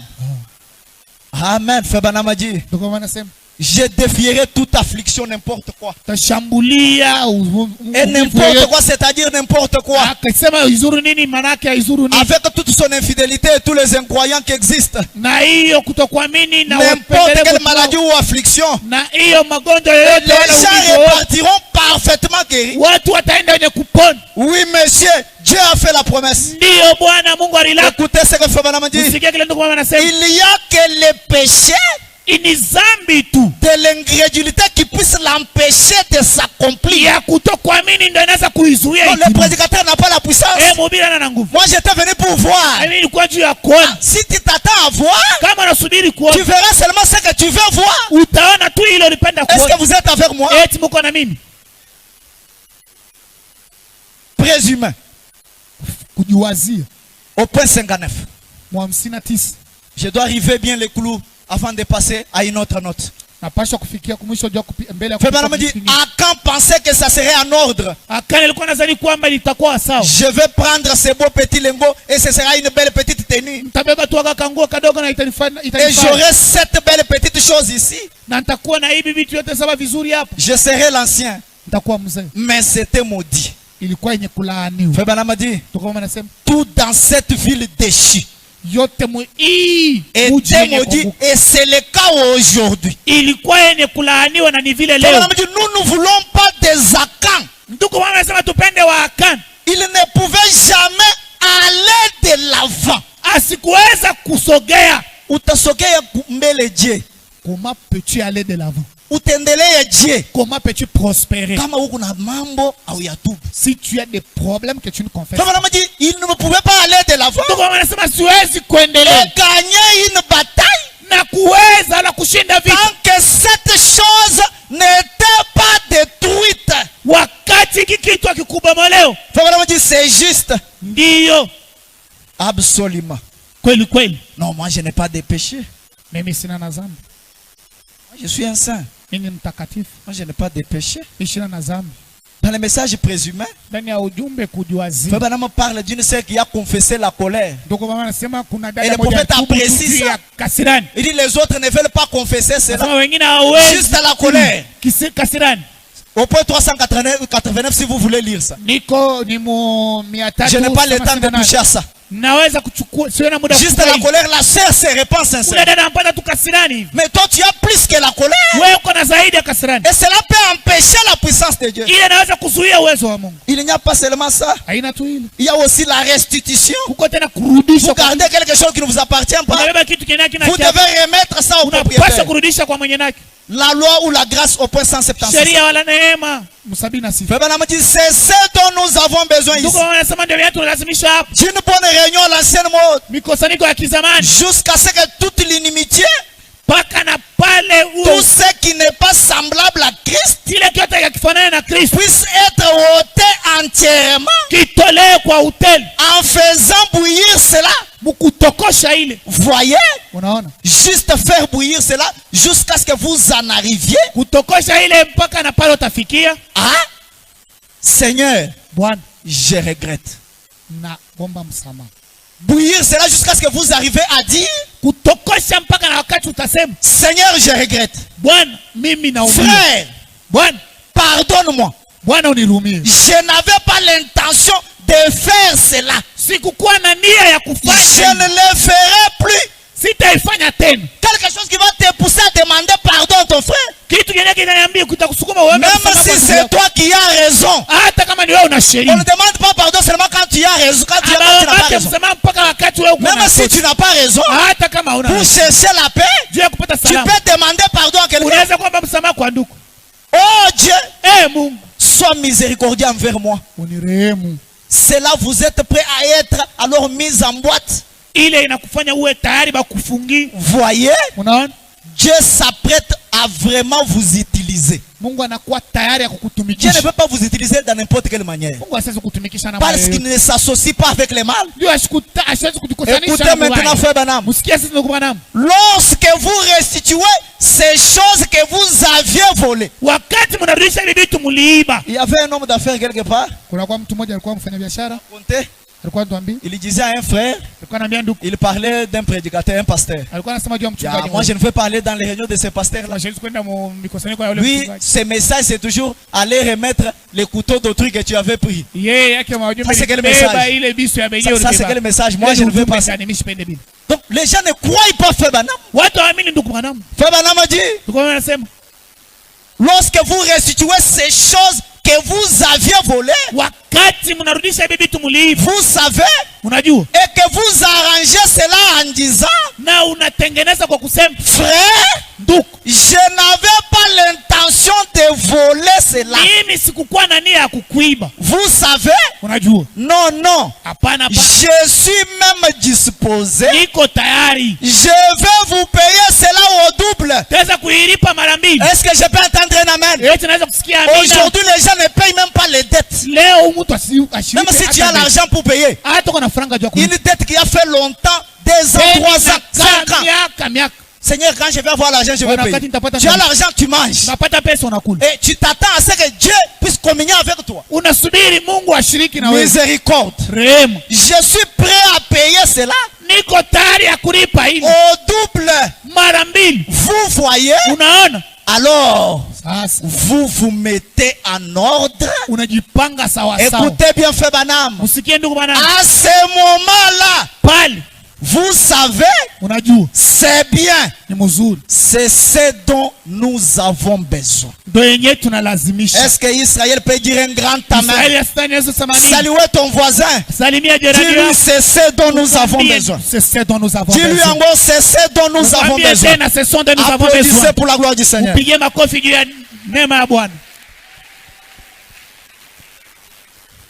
Il y a des gens aujourd'hui qui interprètent mal une certaine citation. Dieu nous a déjà pardonné nos péchés que nous avons commis, même les péchés que nous commettrons. Donc c'est ce que Frère Branham dit. Même les péchés que je vais commettre. Oui, c'est la vérité. Mais quand est-ce que les péchés là seront pardonnés? C'est quand tu vas les confesser. Non, même les péchés que vous allez commettre, les gens sont grave. Même les péchés que je vais commettre, les péchés passés, présents et futurs. Amen, amen. Non, il faut prendre la citation dans son contexte. Influence au point 219. Frère Branham dit, alors quoi? Après la confession de ses péchés, alors vient la purification. Oh, vous ne pouvez pas être purifié de vos péchés avant de les confesser. Toi tu n'as pas confessé. Non, frère Branham, la véritable expiation, je suis pardonné. Est-ce que tu as confessé? Est-ce que tu as confessé? C'est frère Branham. Vous ne pouvez pas être purifié de vos péchés avant de les confesser et de les reconnaître. Ensuite est venue la purification. Aussitôt qu'il a dit, il parle d'Esaïe. Malheur à moi, car mes yeux ont vu la manifestation d'un grand Dieu. Sababu macho yangu inaona kuonekana kwa Mungu mkubwa. Donc vous comprenez? Unaelewa? Vous devez être purifié de vos péchés. Unapaswa kujitakasa kwa dhambi C'est zenu. après la confession, Ni kisha kule après la restitution, kisha kurudisha, après la repentance. kisha kutubu. Et là Dieu peut entrer en scène. Pale Mungu anaweza kutenda. La demeure future de l'époux et l'épouse. Makao ijayo ya bwana harusi. Au point Na 87. bibi harusi 87. Frère Branham dit, Ndio kama anasema. je prends la partie du milieu. Nabeba ya mkatikati. Il dit, pour remettre de nos péchés passés. Anasema juu ya kupata za Il dit, vous voyez, zamani mnaona? c'est le baptême qui suit Ni kubatiza kwa Mungu pour montrer que la repentance était authentique. ndio kunaonesha kwamba ulitubu Ou kweli. pour remettre nos péchés passés. Wala juu ya kurudisha dhambi zetu za zamani. Ça n'a rien à voir Haiko na yako avec les péchés futurs. na mazambi ijayo. Est-ce que je peux entendre un amen? Tunaweza Non, kusikia même les mimi. péchés futurs, frère, même les péchés Zambi futurs. ijayo Tu dois d'abord confesser cela. paswa kukiri. Tu dois confesser. Kiri. Même les péchés futurs. Hata zambi ijayo. Ça n'a rien à voir avec les péchés futurs. Ile ubatizo wako Ça aione ne fait mazambi que ijayo. remettre. Iko tu na rudisha. Repentez-vous Tubu et soyez baptisés dans le nom de na Jésus-Christ ubatizwe mjina ya Bwana Yesu Kristo. pour la rémission. Juu ya kupata msamaha. Enlever les péchés passés. Kutoa zambi ya zamani. Frère Branham répète encore. Ndio kama anasema tena. Ça n'a rien à voir Haina nguvu. avec l'avenir. Haihusu maisha ya C'est mbele. seulement que votre péché a été retranché. Ni ya kwamba zambi yenu inatolewa. Ce que vous avez fait. Ile mulifanya. Donc le péché à venir. Zambi ile Au fur et à mesure que tu continues, zaidi unaendelea. tu arranges cela. Unatengeneza. Amen. Je vous ai dit qu'un chrétien, Nameambia Mkristo ce n'est pas celui qui ne commet pas une erreur, ana ule asifanyake zambi. mais c'est celui qui commet une erreur, Ni ule anafanyaka zambi mais qui arrange cela aussi. na anatengeneza. Et je crois ce matin, Naamini asubuhi Christ est mort pour nous à Kristo la croix. alikufa juu yangu Peu kwa msalaba. importe qui vous êtes, Haizuru kila même si vous avez tué 1000 hommes, hata uliwa watu même si vous 1000. avez tué combien de gens, Hata kama uliwa watu peu wangapi. importe ce que tu as fait, Haizuru kila ulifanya. Jésus-Christ Yesu Kristo est mort pour toi. alikufa juu Est-ce yangu. que je peux entendre un amen? Tunaweza kusikia Et mimi. Jésus Na Yesu n'était pas venu pour de bonnes personnes. asikuja juu ya watu Il wazuri. était venu pour de mauvaises personnes. Alikuja juu ya watu wabaya. Pour les racheter. Juu ya kuwarudisha. Est-ce que quelqu'un dit amen? Mtu anaweza kusema mimi. Est-ce que quelqu'un dit amen? Mtu anaweza kusema Si mimi. Jésus ne peut pas racheter, Kama Yesu asiwezi kukomboa. alors il va tirer la gloire comment? Sasa atapata utukufu na Donc gani? le sang de Jésus-Christ, Hivi damu ya Yesu Kristo ce matin est ya disponible asubuhi iko tayari. pour te purifier, Juu ya kutakasa. pour te laver. Juu ya kukuosha. Si tu confesses cela, Kama unatubu. si tu abandonnes ta vie, Kama unaacha maisha. oh Seigneur, Bwana. comme Josué, Kama Yesu. arrêtez-vous Simama. à un certain moment. Wakati fulani. Arrêtez-vous Simama. dans vos foyers Mjamaa yenu et faites l'inventaire na mchunguzi. pour voir Juu ya kuona s'il y a quelque chose kama kuna kitu qui peut faire obstacle. kenye kinaweza Et kuzuia. dès que cela est ôté du chemin, Kati ile natoa. tu peux t'avancer vers Unaweza Dieu. kusogea kwa Mungu. Oh Seigneur, Bwana. je veux naître de nouveau. Napenda kuzaliwa upya. Oh Seigneur, Bwana. laisse-moi naître de nouveau Acha nizaliwe dans upya ton royaume. ndani ya ufalme Être wako. une nouvelle créature. Kuwa kiumbe Je kipya. veux être régénéré. Napenda Je ne veux kuzaliwa pas upya. cette colère, Seigneur. Sipende hii Je ne kasira. veux pas la mondanité. Sipende kidunia. Je ne veux pas les désirs du monde. Sipende mania ya Je ne dunia. veux pas les mensonges. Sipende Je ne kulanda. veux pas la convoitise. Sipende Je ne veux pas la médisance. Sipende Je ne veux pas kudharau. la haine. Sipende kasira. Seigneur, Bwana, prends ma place. beba fasi Que yangu. ma pensée Mawazo yangu. devienne ta pensée. Iwe mawazo yangu. Tu travailles à l'hôtel. Unatumika kwa Tu madhabahu. pries dans ton âme. Unaomba moyo. Jusqu'à ce que tu oublies là où Mpaka na tu pale es. unasabu kwenye huko. Jusqu'à ce que tu oublies qu'il y a à côté Mpaka de na toi. pale unasabu nyani yuko Tu pembeni yako. entres dans une dimension Unaingia où mwetua. Christ lui-même Mwenyewe Kristo peut te régénérer. anaweza Est-ce que kukufanya vous êtes avec moi? eti mko na mimi. Est-ce que l'église peut dire un grand Eti amen? kanisa inaweza kusema amina. Écoutez ce que Frère Branham dit. Usikia kile ndugu mama Il y a les anasema. gens qui attendent Kuna watu quand wanasubiri ils arrivent à la fin de la course wakati anafika kumwisho wa pour maisha. commencer à confesser les péchés. Kwanza kutubu. Regardez même dans le monde aujourd'hui, Karimu dunia leo. même des femmes païennes ou des hommes païens, Hata watu wa c'est kidunia. quand ils commencent à mourir, Ni wakati anaanza ils voient là où il va. anaona kula Frère nini. Branham a dit Ndugu mama anasema 5 minutes dakika 5 avant la fin de la vie de quelqu'un, mbele ya mtu wa kufa, il voit là où il part. anaonaka Et kule c'est à kuna ce moment-là na ni que pale quelqu'un commence à dire, ndio anaanza kusema, j'étais sorcier, ilikuwa na j'avais bulozi, volé, iliiba, pardonnez-moi. munirumie. Oh mes frères, Oh ndugu zangu, les répartis parce que nous les pensons. muda inaenda Nous ne sana, savons pas ce qui peut arriver demain. hatujue nini itafika Du kesho. jour le jour, Siku kwa siku, mettez ta vie à jour. tengeneza maisha yako, Poussez à bout. mwende kufika Alors que mwisho. je tends vers la conclusion de mon Wakati message. naanza kumaliza Au point 46. 46, Febana m'a dit, ndugu mama anasema à l'heure de la mort, wakati wa kifo, moi Branham, mimi Branham j'ai entendu des gens nilisikia watu dire des choses wanasema biti qu'ils avaient gardées secrètes wenyewe walichunga masiku toute yote, leur vie. maisha yao yote. Quand ça? Muda gani? À l'heure de la mort. Wakati wa kifo. Sir, auyua iko hii mambo hii. Hapana, mi longo mishiyo Ma soeur, kitu. est-ce que tu ne connais pas Mi cette ya problème? ta zambi ya kilongo mishina. Mi Vraiment n'importe quel suir. ni ku sainte. Moi je suis saint frère. Moi je ne connais pas. Febana m'a dit, mais à l'heure de la mort, Wakati wa j'ai entendu les gens dire des choses nilisikia watu wanasema biti qu'ils avaient gardé secrètes toute leur vie. wenyewe walichunga mumeo yao maisha Baba yao m'a yote. dit, Ndugu mama wanasema quand ils étaient sûrs wakati walikuwa na qu'ils allaient mourir, ya kwamba wanaanza kufa, Febana parle quelqu'un qui est dans le désespoir.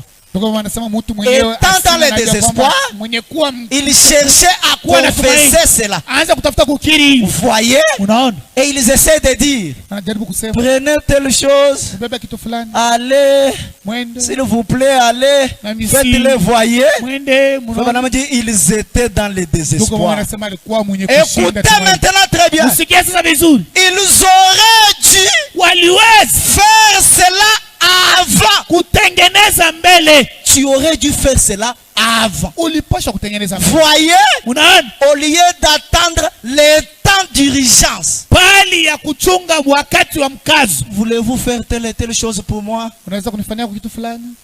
N'attendez pas au temps d'urgence. Msichunge wakati wa mkazo. N'attendez pas à la fin de la route Usichunge kumwisho ya njia ya safari pour mettre la chose en ordre. juu ya kutengeneza ile kitu.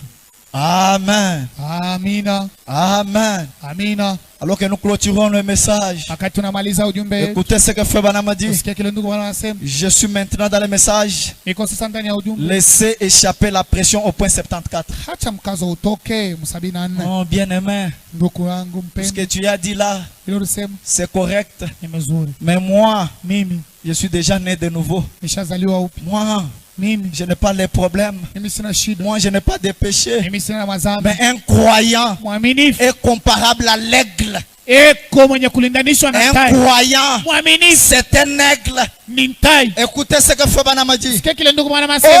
Oh, Oh, je me rappelle. akumbuka.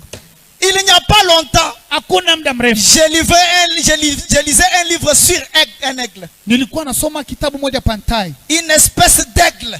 mmoja ya mantai. Je pense qu'il est là en Orient. Nadhani ya kwamba iko kule kwa Je prêchais ici il y a quelque temps là-dessus. nilihubiri hapa juu ya ile, Pareil à l'aigle qui éveille sa couvée. kama vile ntai mwenyewe anafunika Alors mayai. je lisais sur les aigles Nilikuwa nasoma baba ntai et j'ai découvert na nikavumbua qu'il y a 40 différentes espèces d'aigles. ya kwamba mantai weko aina 40, Mais lakini cette espèce d'aigle, hii ntai aina fulani, la Bible dit Biblia inasema que l'aigle tai renouvelle sa jeunesse. anakuwaka anarudisha Est-ce que ujana. quelqu'un dit amen? Eti mtu anasema amen. Saluez ton voisin. Amukia jirani, Dis-lui l'aigle mwambie ntai renouvelle sa jeunesse. anarudishaka ujana Dis-lui wake. encore l'aigle L'aigle renouvelle sa renouvelle sa jeunesse. jeunesse. Applaudissez pour la Piga gloire de Dieu. makofi juu ya Bwana. Écoutez bien, Frère Branham. Usikie vizuri ndugu Alors que Branham. j'étais à la fin Wakati maintenant. na malizi Frère Branham a dit, tuko mwana nasema pas seulement sa jeunesse, haiko tu ujana mais wake, l'aigle lakini ntai renouvelle sa force. iko anarudisha nguvu. Est-ce que tu as déjà renouvelé ta jeunesse? Tusharudisha nguvu, Tu es né de nouveau, on a un discours. umezaliwa upya Mais sawa, est-ce que japo as-tu déjà eti renouvelé usharudishaka ta jeunesse? ujana wako. Moi, j'ai reçu déjà l'expérience. Nilishapata kuona, J'ai été né de nouveau il y a longtemps. nilizaliwa upya kuna muda Mais mrefu. l'aigle Tai renouvelle sa jeunesse. anarudishaka Pas seulement sa ujana jeunesse, wake, sio tu ujana mais l'aigle na tai renouvelle